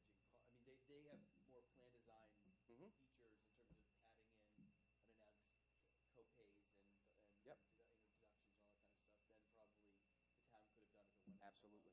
Yep. And they're offering beyond Harvard. Oh, yeah, there's Trust 15, give or take, different, yeah, Cups, Harvard, those. neighborhood health. And it's all across the Commonwealth, so Worcester and Berkshire, if they need to tailor plans to those employees. But Lisa, it's unfortunate that the state doesn't create any incentive to go into lower cost plans. So there is somewhat of, it's a feature of the GIC that there's a very limited incentive to take a lower cost plan because the town's paying 83% of the state premium. But, Sean, what percent are in the higher PPO plans Um, as opposed to the HMO plans? It's in the financial plan, approximately a third of all employees. If you back out the retirees who are on Medicare type plans, it would probably be over 50%. But yeah, all that info is, if you look at the HR departments, actually, it's both in the HR department's workload indicators, and if you go to the benefits section, there's a pie chart that I think answers that exact question. And for the Medicare plans, that includes paying for Medicare supplements Yes. as well as the Medicare HMO. Yes. All wrap around, all Medicare Advantage, yep. All right, so to keep rolling on this, and I'll even pick up the pace a little more. So health insurance efforts, if we did nothing, that's orange. We did a lot, it's gray. So in fiscal 11, step back, in 05, we consolidated plans, saved us $1 million. Plan design changes, which means increased out-of-pocket costs, saved $1 million. Moved to the GIC, saved us $5.6 million. There's lower base, and as Tim said, that the rate increases by the GIC have been lower than what we had seen before. So you compound all that. If all of our assumptions in fiscal 10 held true, this is where we would be. This is where we are now. So the town has done an awful lot to try to rein in these costs. Premium costs. I put this up there not to, say that it's an overly generous package, but I want folks to understand that part of the deal to get into the GIC, yes, it helped the budget immensely, but on average, now there's certainly winners and losers and everything, but on average, employees benefited. You can see here, okay? Now, to be fair, you need to add in about $500 of out-of-pocket costs on average for an individual and about $1,500 for a family. But if you do the math there, again, for an average employee, they're still saving, we, employees, are paying less now, 4 years later, for health insurance, which is a remarkable accomplishment. So we realize budget savings, and employees are paying less now than they were. If I did something that showed where we would have been, the numbers, it would be like a $3,000 or $4,000 difference. So again, the prior slide was the town benefit. This is the employee benefit. Okay, pensions. So this is another scary graph. Heavily regulated by PERAC, which is a Public Employee Retirement something commission. State law defines everything about how the system works. The most difficult part of this is hitting your investment bogey. So in the system, I mean, in the actuary assumptions, there's a certain investment return, rate of return. If you have a bad year, you set back a couple of years because we, like most retirement systems in Massachusetts, there's 105 systems, all that have to do the same thing. You asset smooth, so you don't recognize all of your gains in one year, nor do you recognize all your losses in 1 year. So if you have 1 or 2 bad years in a row, you get hit pretty heavy on your appropriation. By law, we have to fund this by 2040. As you see, we're fully funded in 2030. You also see there's a pretty significant annual increase. I think it's 5.9% annual increase in the appropriation. So there's a number of factors that go into our schedule. It's updated every 2 years. By law, we have to have an actuary who Siegel is the company. Kathy Riley does it for the town. She has to go get it approved by the state, by PERAC, and then we know what our funding schedule is. There's a lot of ins and outs, as you can imagine, in any actuary type, any actuary-driven set of figures that every 2 years you're not going to make all of them, so something happens. If we have a good year, 2-3 years in a row, what we'd love to be able to do is pull for either a combination of these 3 things: pull the funding schedule forward, reduce the rate of return, which we've already reduced down to 7 point. When I say we, I should say the retirement board has reduced down to 7.75% from 8.25% a few years ago. We'd like to even move that down further, and then would also like to reduce the steepness of the annual appropriation increase, which is 5.9%. So the next study will be done as of 1/1/14. That will be done, say, the spring of calendar 14. So for fiscal 16, we'll have a new funding schedule. But for purposes of when we're looking at what does 15 look like, we know what our pension figure is for fiscal 15. Sean, can I just mention a bigger picture issue on the pension? So in Massachusetts, state and local government employees are not part of the Social Security Yep. system. So this is the only pension that employees in the public sector in Massachusetts have. So that's why it's a big number.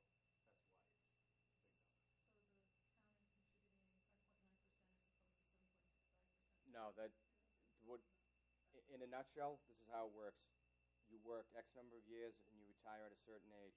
You look at a grid and it tells you what multiplier you have times your years of service. So I'll give you my math. If I'm fortunate enough to live and work another 20 years, I'll be 63 years old, and I'll have 80%, the maximum is 80% of my highest 3-year earnings. So I'm at no risk. So if I retire and the market had crashed 3 years in a row, I'm at no risk. The retirement system, meaning the taxpayers, bears all of that risk. Can I just make one? So that sounds really generous. On the other hand, employees pay, generally, a new employee pays 9% of their salary plus 2% on amounts over 30 or something thousand. So if you look at, on an actuarial basis, new employees pay about 94% of their benefit. A lot of what we're doing is really catching up for when people were paying 5% and when seasoned towns weren't funding this. So this is, generationally, this is catching up for a lot of people that have retired, that for which the town or the employees really tucked away very much. What does the town actually put in a year? What are we putting in? $17 million. $17 million, so it's not based on a percentage Nope. of anything? No, the 5.9 I alluded to was the annual appropriation increase. Okay. And Tim, we can have the debate about what the actuaries say, but that's another time. And All as right. you note, the pensions are just town. Yeah, I primarily should town. say that all the, what's somewhat misleading about this is that this does not include teachers. The teachers are funded by a state, another separate state pension system. So that's another, if we added that in here in terms of benefits, it would be a much bigger picture. But the state pays for that, so when they have budget issues, But The state pays, teachers pay 11%. yeah, Yeah. in the state pays, Pays what? yeah, their unfunded liability, I think, has tripled over the last 7 years or something like that, Frank always tells me, so. But that is not an obligation of the town or the Nope. taxpayers of the town, except As state so far as we taxpayers. live in the state. Yep. Well, OPEBs will be, but not the pension fees. Yeah, health insurance is all us. pensions for teachers, state. Right, the health insurance, or the pension that does apply are paraprofessionals and other employees. Yeah, who are yeah. in that system. Non-teachers. Yep. Non-teachers. And these are largely nominal pensions, right? Not real, they're not adjusted for inflation, is that correct? The only inflation is a maximum of 3% a year on $12,000, so maximum of $360 a year. The right Fed chair could just wipe this out for us.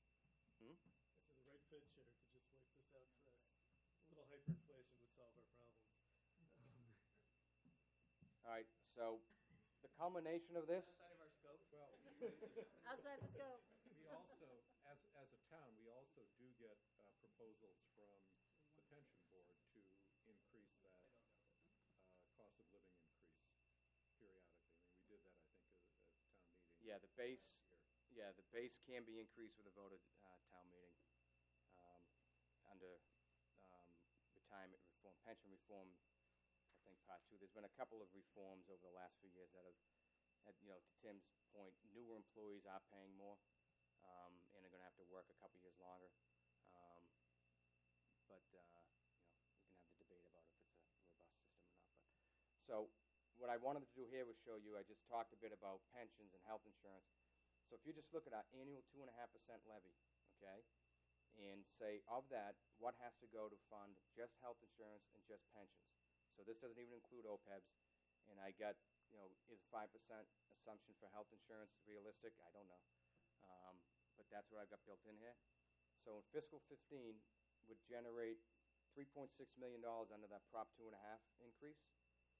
Of that, about 60% goes to health insurance and pensions, leaving $1.4 million for everything else, okay? By the time we hit fiscal 30 and we're fully funding our pension system, virtually 100% of our new 2.5 levy is going to fund these 2 line items. So to me, and I've been involved with discussions at the state about OPEB and changing eligibility. For example, all you have to do is work 10 years for more than 20 hours a week for 10 years, and you get health insurance for life. From the age of 55. From the age of 55 forward, and then your spouse gets it if you predecease him or her. It's just an unbelievably generous system that the state and the unions have. They came out in agreement on a proposal, but it's gone nowhere. So I think folks know that something needs to change on the health insurance side for retirees. And our hands are tied. I mean, again, I'm sure we'll talk about this a lot, but we can't even grandfather. If we wanted to say, okay, we won't touch any existing retiree, but we want to, any new employee that's hired, you're going to pay more. We can't do that because of the statute that we have to live under. So the purpose of all this is really just to show, I think, to the question that was asked, where does most of our money, where's it been going over the last few years, and where's it going to continue to go? And right or wrong, it's going in, these 2 big buckets. OPEBs, we think we've done a great job. We talk to our counterparts out there, and nobody other than Wellesley has done anything close to this. We can reach our ARC, which is our annual required contribution, in 10 years. Most places don't even have money aside. We're up to, I think, $20 million, give or take, in a fund that's invested. So for us, this is a real success story. This was another drum that was beat a few years ago, and the town's really kind of gotten some religion on this and has really pushed it. And we're now appropriating over $3 million a year on an ongoing basis for So, OPEBs. Sean, on OPEBs, this was one of my first distinctions as a school committee member, was to be on the OPEB committee, and I'm still resentful of it. But I remember at the time, Wellesley was the only person who was doing anything 4 years ago, and if they're still the only people doing anything, there was a theory at the time that said we should do absolutely nothing. We shouldn't put aside a dime for this because Yep. the system's going to collapse, and the state's going to have to bail everyone out anyway, so there's no point in our being the 2 out of 351 that are doing anything about this. We ultimately decided that that was not the right course of action, but sort of at what point does that come back onto the table of the whole thing's going to collapse? I mean, I think at the time we said, look, we don't want to imperil our bond rating in the meantime, and let's just have the extra money, and and we'll be better off for doing it this way. I would say, and I'll ask Mel to chime in as well, there's a far greater chance of the state mandating us to fund this than there is the state bailing us out. So I think more of a concern to me is the bond rating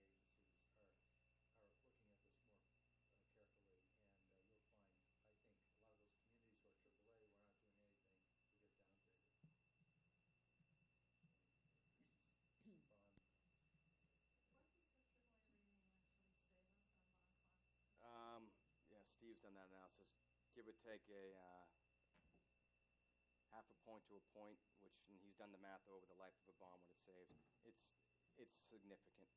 We have this debate with a few folks annually. There are other benefits for AAA that aren't as quantifiable, but I will tell you that we are able to attract much better quality, at least in the management level of employees. Our vendors are more likely to, more competition and goods and services because they value the AAA bond rating. So there are a lot of quantifiable benefits, but they're, mostly it's in the bond costs, which when you look at the CIP, you'll realize we're going to go pretty heavy into the bond market in the next several years with schools. I will say, not to disagree with that, but if the debt service line item is 10 million, it can't be that big a number. I mean, it just can't, because it's not. I mean, it's right. I mean, it's got it. That's the scale on which it. So I'm not arguing that we should. I'm not bucking for a downgrade, and given my job, I'm probably not going to end up there. But I do think the value of like why AAA is so important, particularly earlier when you sort of see the split of how much pay-as-you-go. The percentage of pay-as-you-go capital to debt service is really very. I mean, it's very strong in terms of the management side there. But it feels to me like there's debt capacity there. So I think that's a trade-off that is probably for next time. No, when we get to the capital in a few minutes, I hope that question will be answered. All right, so I've talked enough about unfunded liabilities. Staffing levels, town has been basically flat. School, obviously, because of enrollment growth, has been increasing. CIP, I'm going to skip these because we're going to get to it. Similar to revenue, on a 10-year, two pictures 10 years apart, you'll see that benefits used to be 16+%. It's now 22. Town departments were a third of the budget. It's now less than 29%. School appropriation, not total budget, but appropriation was 33%. It's now up to 36%. Town-school partnership. This is obviously something that is very important. It helps on a number of fronts, and it's most often referred to as the 50-50 split. That's sort of true. Revenue is split 50-50, but as you see in a minute, not everything is split 50-50. And one thing that I do want to highlight, because I don't think anybody other than the folks who sit through the couple of town-school partnership meetings we have a year know that the town absorbs 50% of enrollment growth, and you'll see the way we get to this number, but about 36% of the annual increase in the special education budget. So how does it work? I know this is really tough to see up there, but revenue is split 50-50. So in this fictitious example, you see it's fiscal year 20XX, because these aren't, this is not fiscal 15. This is, I don't want to say made-up numbers, but our numbers change all the time as we're updating our forecast based on things. So fiscal XX, $7 million of total revenue growth, so split evenly 3.5, 3.5.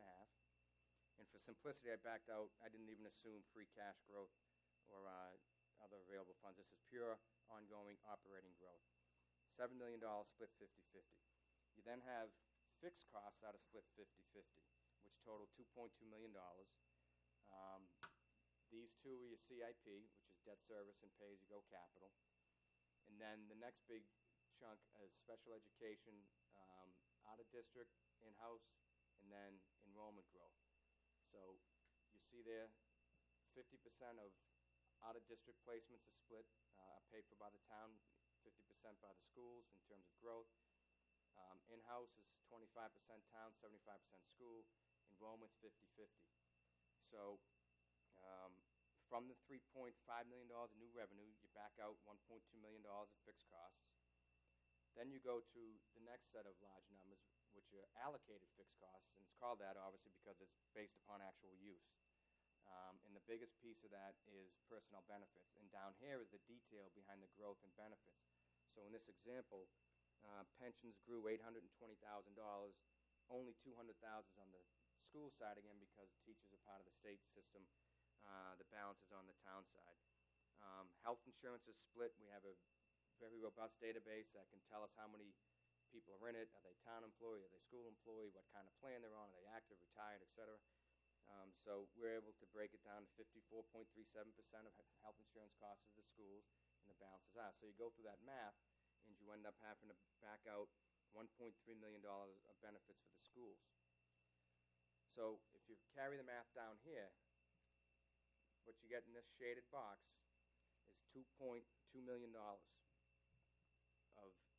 new revenue, net revenue, call it, to increase the school appropriation for this fictitious fiscal year.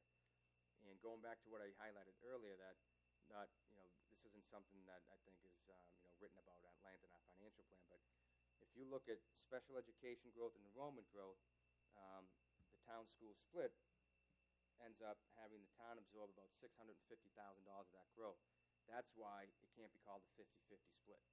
Revenue split 50-50, but then there are a whole host of other things in here that, for reasons that I think are pretty obvious with the issues that are going on in enrollment, that the town's taken some steps to help not eliminate the school budget problem, but to help reduce the level of problem in the school budget. So, again, I'm sure at some point you want to spend more time on the town-school partnership, but I just wanted to run through with it quickly. Our revenue split 50-50, and then from that you back out fixed costs to get what the school appropriation is then increasing by. Can you talk a little bit about what the rationale was or the decision was around those splits, like how they came to those numbers? Well, I can speak to the enrollment one because that was the most recent one. And town administrator made a decision. He went to the town school partnership based upon the way fiscal 13 looked, and basically said that enrollment growth will split on a 50-50 basis to help out the school budget. Special education, back in the mid-90s when the MOU was put together, that was determined then that special education should be considered a fixed cost, much like, and I skipped over it, you probably can't see it, refuse, because back in the mid-90s was a big deal in terms of annual growth. And Kevin could probably speak to this better than I can, but it was decided at that time that that's a fixed cost of the community. So it should be split 50-50. Special education, same thing. But I don't know, Kevin, do you have... Yeah, I mean, I can talk a little bit to it because I was peripherally involved. The 50-50 started with basically the school and town sides of the budget as allocated were roughly 50-50 at that point in time after you took off this set of things. And then what I always tried to impose the term shared costs as opposed to fixed costs. It was clear that revolving funds and special funds of that type should not be included. So if we get more revenue from water and sewage, we shouldn't allocate half of that revenue to the schools because it's just going to pay for the costs. Frankly, refuse was an argument that I lost because it isn't a revolving or special fund, but it's fine. One thing I would say is that I always made the claim that it was the partnership that was important more so than the agreement. And then in special education, basically the issue was the schools and the town side should be responsible for controlling those costs that they can control. And the idea was that out-of-district placements were largely beyond the control of the schools, and therefore we should just share them. In district, there was some more ability. I'm not sure that Bill and Peter would agree with this, but the reasoning at the time was there was some more ability for the schools to control those costs, and therefore that by only sharing half of the in-district costs, there was some pressure being put on the schools to restrain those costs. And those are basically the arguments for the fixed costs is that either they're revolving funds like water and sewage or special funds, or they're things where they're basically beyond the control of the department that's in charge of it. And then just to close up budget growth, the slide's up here not to show that the school budget's grown twice the rate of the town. What it's up here is to show, after all the stuff I just talked about in terms of changes over time, the end result is what you see here. You see a benefits budget that's grown 88%. You've seen a town budget that's grown by 6%, and a school budget by more than 50%. And there's four primary factors that I want folks to try to remember about this. The first one is in 2009, the override was heavily weighted toward the schools. Okay? So obviously, when you have a large infusion, I think it was $4 million into the school budget, their budget's going to grow faster than the town budget, right? Second thing is pensions, as we talked about, is a town cost. So as pensions have grown, that means less money is available for the town budget because it's going into the benefits budget, okay? So our budget is, I don't want to say depressed, but it's lower than it would have been if pensions weren't growing at such a rate. Third thing is what I just talked about in terms of the town absorbing about $650,000 of special education and enrollment growth. Again, that's money that if we weren't doing that would be going into the town budget, but for reasons that we just talked about, it's actually going to help the school budget. So town budget's growing slower as a result, school budget's growing faster as a result. And then the fourth thing is on the town side, we've actually been able to use some of our new ongoing revenue to help our unfunded liabilities. So we actually put in out of town revenue an additional $250,000 into the pension appropriation on an ongoing basis to try to help the long-term unfunded liability. Our OPEB task force called for an annual increase of $250 in that line item. We've actually been doing $500. The difference between $250 and $500 has come from the town. So through that town-school split, I factor out any town monies that are going to increase benefit items above and beyond what's necessary. So basically the town is taking money and putting it into the purple line rather than the orange line. So people shouldn't walk away and saying, well, geez, this slide's here to show that the schools are, spending at twice the rate of the town. It's because of all these things that we just talked about for an hour plus that have combined to show this picture. Could you, or perhaps Kevin, if you could, or somebody explain to me or to us, I don't understand the out-of-district special ed costs and the in-district special ed costs. So can I suggest we hold that for next week? We're going to spend a Okay. fair amount of time on that next week. I Okay. promise. It's a big driver, and it's a big piece of next week. Okay. Sean, if you go back to that prior slide, these are the non-allocated costs, basically. Correct. This is the appropriation. Okay. Have you done a similar slide for the allocated? I mean, that would reduce the benefit line substantially. Oh, you mean take the benefit growth and throw it in town and school? No, I haven't. Right, okay. It's easily doable, but I haven't. Okay, then just to close on this, because I do want to use the remaining time on capital, which, believe me, will be a lot less involved in this. So these slides, just to show you, long-range financial plan is very important in this town. We spend an awful lot of time on it. We spend months on it. We present it in the first week of December. It plays a huge role in shaping the budget, the dynamics of the budget. It lets the residents and the employees know what kind of budget cycle we're facing. It allows us to see what the outcome of any changes in, bargaining or health insurance. It allows us to put basically a box around and say, if you do this, this is going to happen. If you do this, this is going to happen. So using numbers that, honestly, these are probably a couple months old. So anything after 14, you probably won't ever see again. Because they do change a lot, and I know we're going to spend an awful lot of time talking about fiscal 15, so when that time is right, we'll use much better numbers at the time. But this is just to show you how we forecast our revenue, which we're lucky in Massachusetts. Forecasting property taxes is pretty easy. It's going to grow by 2.5%, plus some new growth. We don't have income taxes or sales taxes that you got to use regression analysis to figure out what your growth is going to be. So forecasting revenue in Massachusetts is not as difficult. Except for state aid, that's kind of a guess. We don't know what the state's going to do. Local receipts, a couple of them are definitely dependent on the economy. But here's how we forecast our revenue. Can't see this, but here's how we forecast our expenses. And then here's what's kind of important. Here's the end result. So what we're able to do is show, if our assumptions hold, which they won't, that there would be a $400,000 deficit on the town side and $1.8 million deficit on the school side. What are the major assumptions Okay. behind this? The major assumptions behind this, Or questions. great question. 2% increase for collective bargaining, both town and school. 5% increase for health insurance. It's not an assumption, but our pension schedule as we know it. We go to the max on our levy limit every year. Limited growth in local receipts of about 2% a year, which is about $300,000 or $400,000. Utility growth of about $200,000 annually.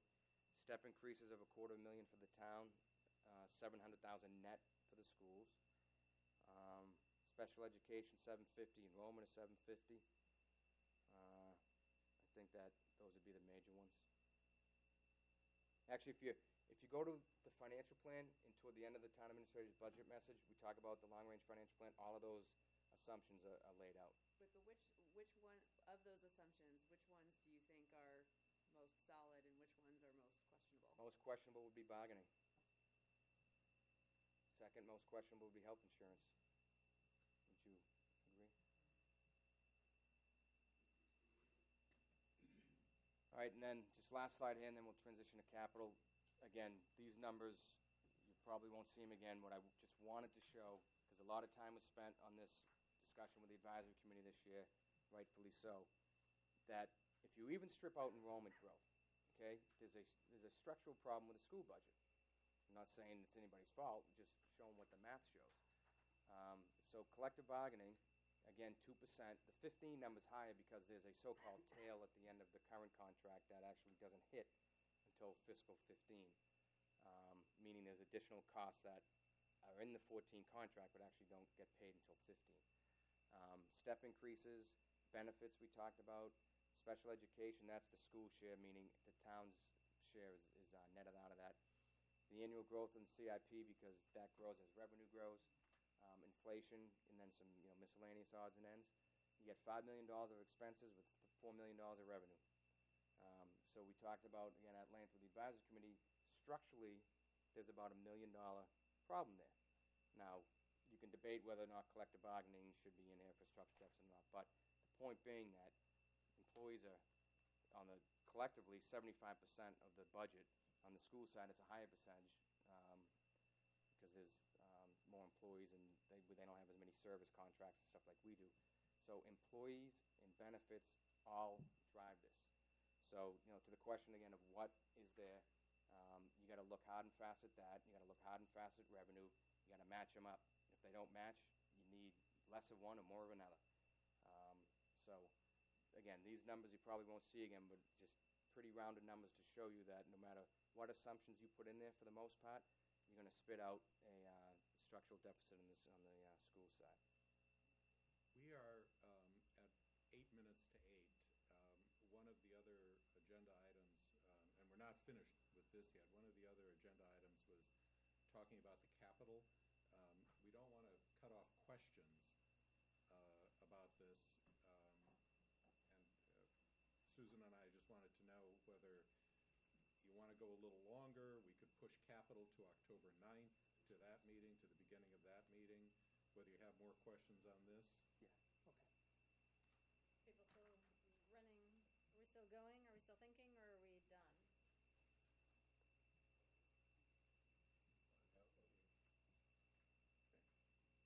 Whatever. I don't want to cut off questions on the budget. I just want to add one thing in the budget that Superintendent Lupini correctly told me I should say. These are purely assumptions for collective bargaining, both on the town side and the school side. There's no contract in place for 15 and beyond. On the town side, there's no contracts in place, right? Well, for our major unions, there's no contract in place actually for 13 and beyond. But so these are assumptions of 2%, which goes to the questions of what are the major assumptions that are built in it. So if you pull a 0 or a 1 in there, those are big difference makers in there. So Generally ongoing. speaking, for the schools, generally speaking, when we receive a request from the BEU, the teachers union is the big driver there. So generally speaking, we receive a request to begin bargaining to start in January. All right, so capital, this is more math and less babbling, so this one should go a little bit quicker. So capital financing, to me, I mean, I love doing it. It's fantastic, and it's critically important to a town. I think you have almost a moral obligation to maintain the assets that you own. I wish the community I live in, which will go unnamed, had the same mindset. But so this town, again, I'm not going to go through the policies. We've already heard about it, but policy-driven CIP. 6% funding plus free cash equals 7.5%. Our goal is to have 4.5% of that come from floating bonds, pay back principal and interest, and the balance come from pay-as-you-go or revenue finance or tax finance CIP. It's basically paying for projects in cash instead of borrowing for it. And then we use free cash to get to the 7.5%. Okay, and numbers will be put to these in a second. Okay, so people always ask, well, how much money is there really going in the CIP? So if you look here over a multi-year period, your 6% policy, which is this box right here, you'll see it grows each year as revenue grows because it's 6% of revenue. You got 12 million, 2 and 14, 12 million, 7, 15, etc. And then the debt amount, and I'll get into this a little more in a couple of slides, drives what's left for pay-as-you-go. So in fiscal 14, based upon our debt management plan, we needed $8.4 million of the 12 to pay for debt. That leaves $3.8 million to pay for mostly smaller type pay-as-you-go projects, parks, a fire engine, IT investments, sidewalks, those types of things. To that, you add a certain amount of free cash to get to 7.5%. What you see is about $3 million, and that grows too. In fiscal 14, if you recall that free cash slide, we used another $1.8 million to help the CIP, primarily with the school enrollment problem. So out of that sixth sequence, the special use, the town administrator can recommend more money to go to capital, and that's what he did. So in fiscal 14, there was a total of $17 million that went to the CIP, which equates to 8.4% of revenue. The out years are all 7.5%. As you can see, we're following our policy. Okay? So here's how it works. It's both the ceiling and the floor, which to me is fantastic. It's basically like a firewall between capital and operating. You know exactly how much you have for capital. You know exactly how much you have based on your assumptions for operating purposes. It's not one of those games of pulling and tugging and fighting between the two sides. That's what I just said. The amount of cash finance CIP available depends upon how much debt we're going to issue. And there'll be a slide up here that you can't really see, but it will show our debt management plan, and that drives how much money is left for pay-as-you-go capital. More debt means less cash finance projects, which means some of your smaller to mid-sized projects get pushed back the more debt you issue. And then free cash, if available, gets you up to the 7.5%. So how much is available? This is the math. So you start with prior year revenue. Well, actually, current year revenue, $229 million. Back out from that non-appropriated budget, which was basically the MBTA and the overlay and the county assessment.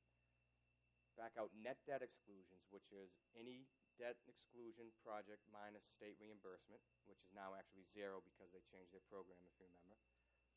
And then you back out free cash that's been appropriated. You're left with $212 million of what we call net revenue. Prior year net revenue, so you see these all just kind of shift over a year. So fiscal 14, we used 202, which was the fiscal 13 net revenue, multiplied by 6%, you get $12.2 million. So this is the basic math behind how much is available for the CIP. All right? So this unreadable slide shows you our debt management plan. This is something that the finance director and I spend an awful lot of time on. It literally drives the CIP. Anytime you talk about floating debt for another project, things start having to move around because you have less pay as you go. So, we show you the authorization amount. This is in the financial plan. It's in our CIP document. It's online. We like to talk about this stuff. It shows the term and then the estimated principal and interest cost. And admittedly, no surprise, we're a little bit conservative on the interest rate side. We're assuming 4.25% for a 10-year bond, 4.5% for a 15, and 4.75% for a 20. This So show. fair to say that every single line item here is a priority of somebody or many people in Absolutely. the town, and so any shifts of capital Yep. away from one project and towards other projects have real implications. Yep, and So- there's a slide that speaks exactly to that. Yep. So we're not going to go through every single one of these line items, but that might be a great, if people don't understand what ladder number 2 means, that might be a follow-up question, Yep. if that's important.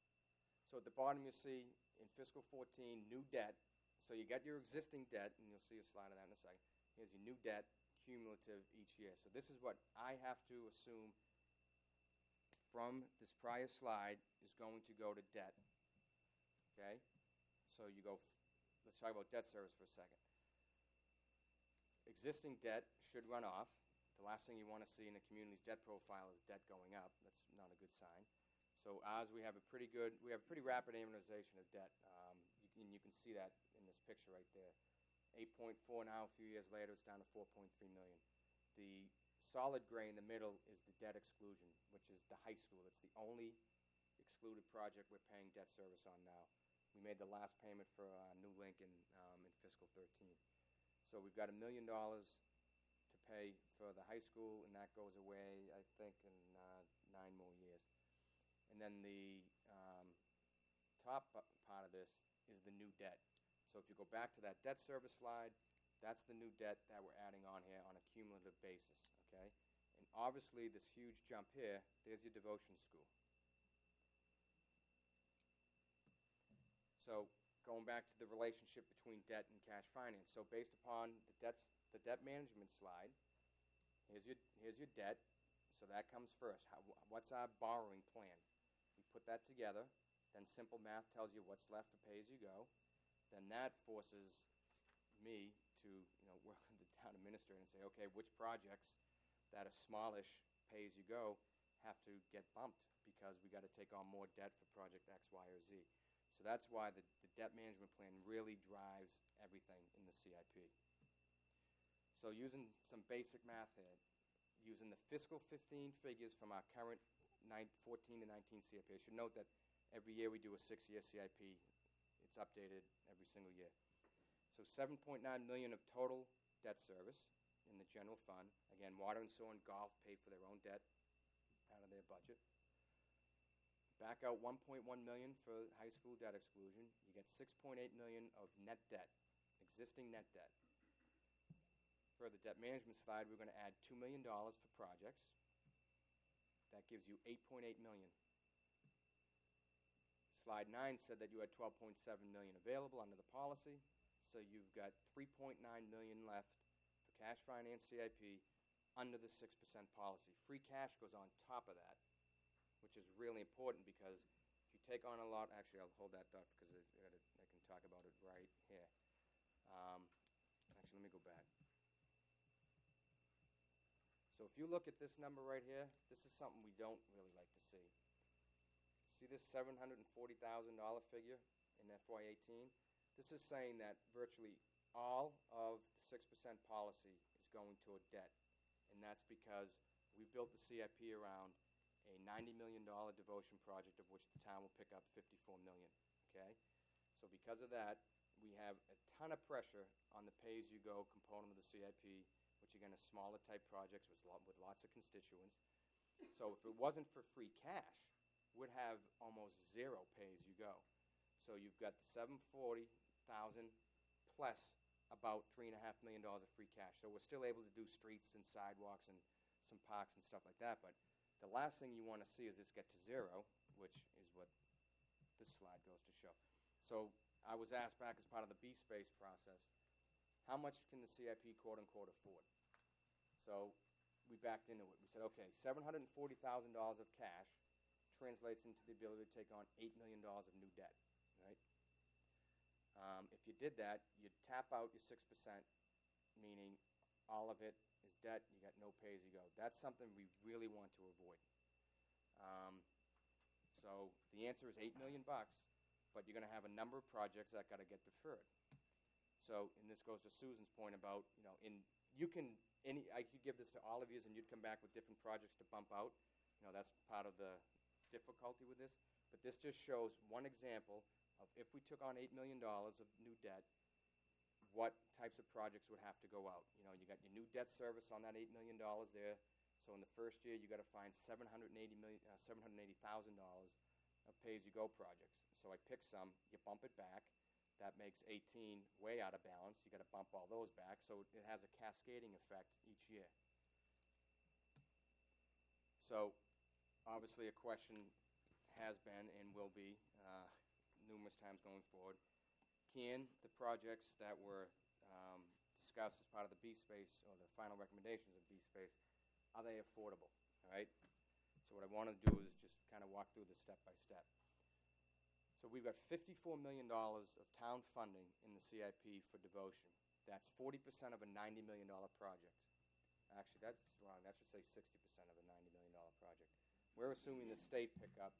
That would be a much better scenario, but we're assuming the state's going to pick up 40%, which is actually a outdated assumption, which we'll talk about another time. But so $54 million. If there's one thing you walk away with in this whole presentation, it's $54 million.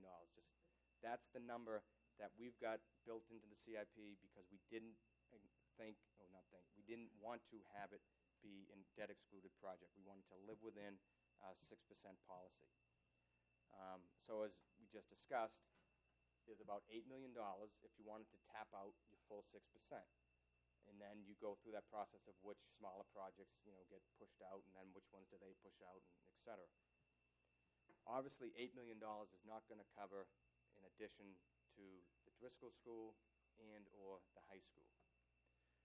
So the bottom line is you can't afford 60% of plus of a $90 million devotion project and the new projects discussed in the B-Space report. You So mean within the CIP? no, Can't discuss. afford it Within the 6% assumption of the CIP. without a debt Yes. exclusion. Yep. You can't afford it without a debt exclusion. No, you can't. Within that policies, you Right. could not afford what we have now, plus throw in Driscoll. So some community might say, okay, we're going to do it, and what that's going to do is crush your operating budget. That goes back to the beauty of the policies that say, here's capital, here's operating. So we know how much we can afford. If 6% is the right number, that's what we can afford. So one scenario is you have a debt exclusion for the devotion school project, and this is along the lines of what we talked with B-Space about, I think back in March. You would then free up $54 million in financing capacity, and that's about $4.8 million in debt. So you exclude devotion, you now have $54 million to spend. If the other projects are in excess of $54 million of town costs, then you need another debt exclusion if you want to live within your 6% policy. So just throw out made-up numbers. If Driscoll is $27 million town cost and the high school is $27 million town cost, you live within your 6% policy. By excluding the devotion, you have one debt exclusion. If the high school is $54 million, then you need to exclude Driscoll. Or another alternative is you decimate the CIP. You basically push out all these other projects and you say, we don't want to burden the taxpayer, we want to do it within the levy. So, there are a whole bunch of different options you can do, but I'm just throwing out something that we had talked about with B-Space. You exclude devotion, and that frees up money for some portion of those other two projects. Conversely, you can have a debt exclusion for the other two projects on their own, and you fund devotion within the CIP like we've got right now. And obviously a key question of this is whether the MSBA will help finance these projects, which plays a key role in all this. And the last thing I'll say is, there are scenarios, and we internally had talked about this well over a year ago, where if you think about operating budget and capital budget, so take all this 2 hours and kind of mush it together, and the relationship between those two, you could say we're going to exclude all of the high school, for an example, all right, and then free up even more money in the CIP. You could then reduce your 6% policy and have more money go to the operating budget, okay? There's a bunch of trade-offs with that, but as you start thinking about what opportunities do you have in terms of shifting monies around? We talked about fixed costs that you have, some very limited choice over. This is a town policy. It's worked extremely well for the town, but if you've basically done virtually all of your major capital investment and you've got the ability to pull back a bit and move money over to the operating budget, you could do that by excluding another school project. So maybe throwing too much at you, but when you start breaking into whether it's subcommittees or further discussions on this, there are different options in different ways to get to it. But the bottom line, again, walk away with is $54 million That's what we've got built into the CIP for devotion. So if you exclude it, that's what you've got for the other projects. So, two related questions. One, can you do level debt service? If Yes. It's not a debt exclusion?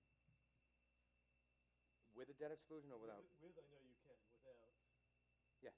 You can, okay, and how much, What is that? when you pay your mortgage, you pay the same amount every month, right? If I read these numbers properly, we do what's more common in municipalities. Yep. Which is level principal, you pay off the same amount of principal, so your payment for the loan declines. Right? How much do you free up if you switch from level principal to level debt service? That will take me 5 minutes to figure out. I don't have it off the top of my head. But obviously, you're paying an awful lot more for the project. I mean, to state the obvious. You're paying an awful lot more in interest costs over the life of it. Paying it later. I mean, that's a trade-off relative to what you can do with other. You're paying hard. I'll get the numbers. It's our choice, it's not. Yeah. Well, you- It's how you structure the bond. Yep. Can you get some idea from the slide, Kevin and Sean, the relationship between debt and cash finance CIP in just looking at a single project going across? Well, just take $54 million for devotion. So it's $4.8 million in the first year. Divide 54 million by 25 because we did a 25-year term, right? So there would be the way we do it now. There's your annual principal payment. If you do it the other way, I can't do it in my head. I got a sheet that will do it in 2 minutes, but it's easy enough to pull together. I know Kevin might be able to do it in his head. I can't.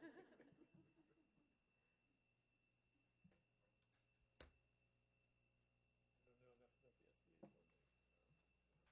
Yeah, the SBA should not care because they don't reimburse us on an annual basis. They're on a pure pay-as-you-go. So,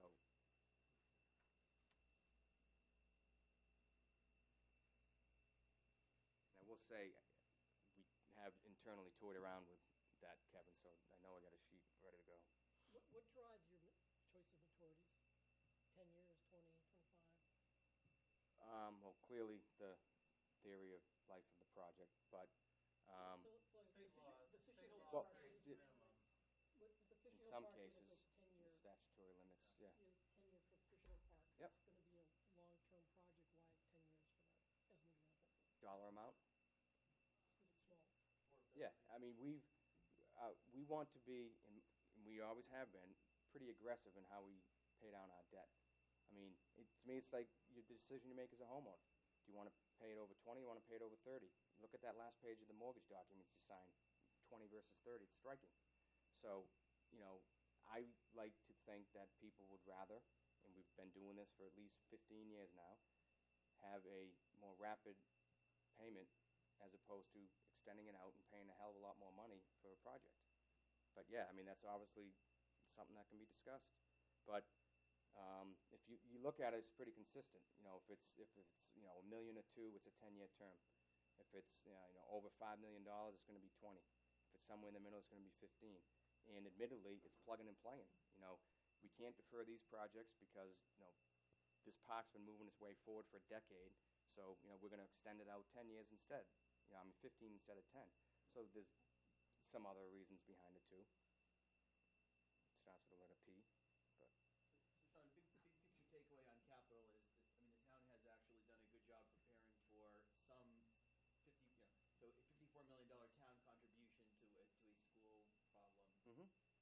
And if the problem is bigger than that, the town hasn't really, within its financial plan, hasn't prepared for more than that. But it's not as though nothing's been done. There's actually a fairly good head start, which is Oh yeah. something I knew Yeah, necessarily before I came in. We've had go back and look at old CIP documents. We've had, they weren't in this exact order all the time, but we had Runkle and Devotion moving their way forward for at least 7 or 8 years coming forward. And Devotion went from, I think at one point it was 40 million, then it was 75 million, now it's 90 million. So we've done almost everything we can to not have to have Devotion a debt exclusion. If you didn't have the space crunch you had, we wouldn't be talking about it because we've prepared for the town a CIP that doesn't require the taxpayers to pony up more money. but now you've got these other, factors that are driving capital need. So now you have a decision of, well, which one, and a lot of factors go into it, which one do you want to exclude? But yeah, we've been planning for this project for years. Sean, how do we go about answering the question about the MSBA contribution to Driscoll? So, so our discussions right now are about devotion, but I mean, the first thing they were looking for from us was a longer-term plan, which we're now able to talk with them about, and so those conversations have been very positive. Next step will be sometime between January and April, and what they call a statement of interest. So we'll submit another statement of interest. It'll be our fourth project to be followed after we start that one with the high school. But we'll be gauging all along their willingness to participate. And so far, they've been great partners on our project. And I take it that they have a set of criteria And they have demand and across the demands. state. Yeah. Sean, at the risk of starting a huge argument, if you I'm not honestly, gonna argue. if you honestly believe that you can bond at 4 3/4 and that you can earn 7 3/4 on your pension, you're giving up a huge arbitrage opportunity by shortening by speeding up the repayment of devotion. Aren't they two different paths? Well, no, you could Cash is put cash. cash is cash, right? You can take Well, some of the. I mean, but you can't. I mean, the IRS won't let you do that. I mean, That's not. No, there's nothing. No, you're borrowing tax. It's a tax exempt borrowing. No, but we're not. We're borrowing for devotion. That's perfectly legal, right? Saying we're going to take some of the money that under one plan we would have paid for devotion and pay it into the pension is perfectly legal, right? What we can't do is borrow tax-free for the pension and then put it into the So pension. you're saying you're gonna accelerate the pay down in the future, our future obligations for the pension? Right? And how do we do that? What? So how do we do that without putting more pressure on the operating budget? You take if you do level debt service and That's you all right. take the difference between level principal and level debt service and put it into the pension fund, right? And you really get that 7 3/4 that you're claiming, right? Then you are reducing the pension pressure later on. You're not putting any more pressure on the current operating budget because you're paying the same amount that you would have been paying, and you can reduce what you pay later into the pension fund. Yeah, I'm not going to bet on what interest. If I could, I wouldn't be here right now. Yeah, and the critical, But the town's making that assumption anyway. Right. the critical assumption is what you will make on your pension investments. And Yeah, but we could extend the but you're schedule to making that 2040. actually, reduce we're our not. pension Well, liabilities. being The made pension, for us. the pension board is, and actually, there's a town meeting warrant article that challenges that. But we ought to be able to make more money on taxable investments, on which we do Yes, not we get should. taxed, than we pay on a AAA bond tax-free, right? There is an arbitrage opportunity, whether it's 3% or something less than that. I'd be inclined to believe it's less than that. I think Right. 7 3/4 is too high. But there is an arbitrage opportunity there. So there's borrow longer and pay the 7 3/4 return faster. Get the 7 3/4 return faster. I don't really believe it's 7 3/4, But if it's better than 4 3/4, then right.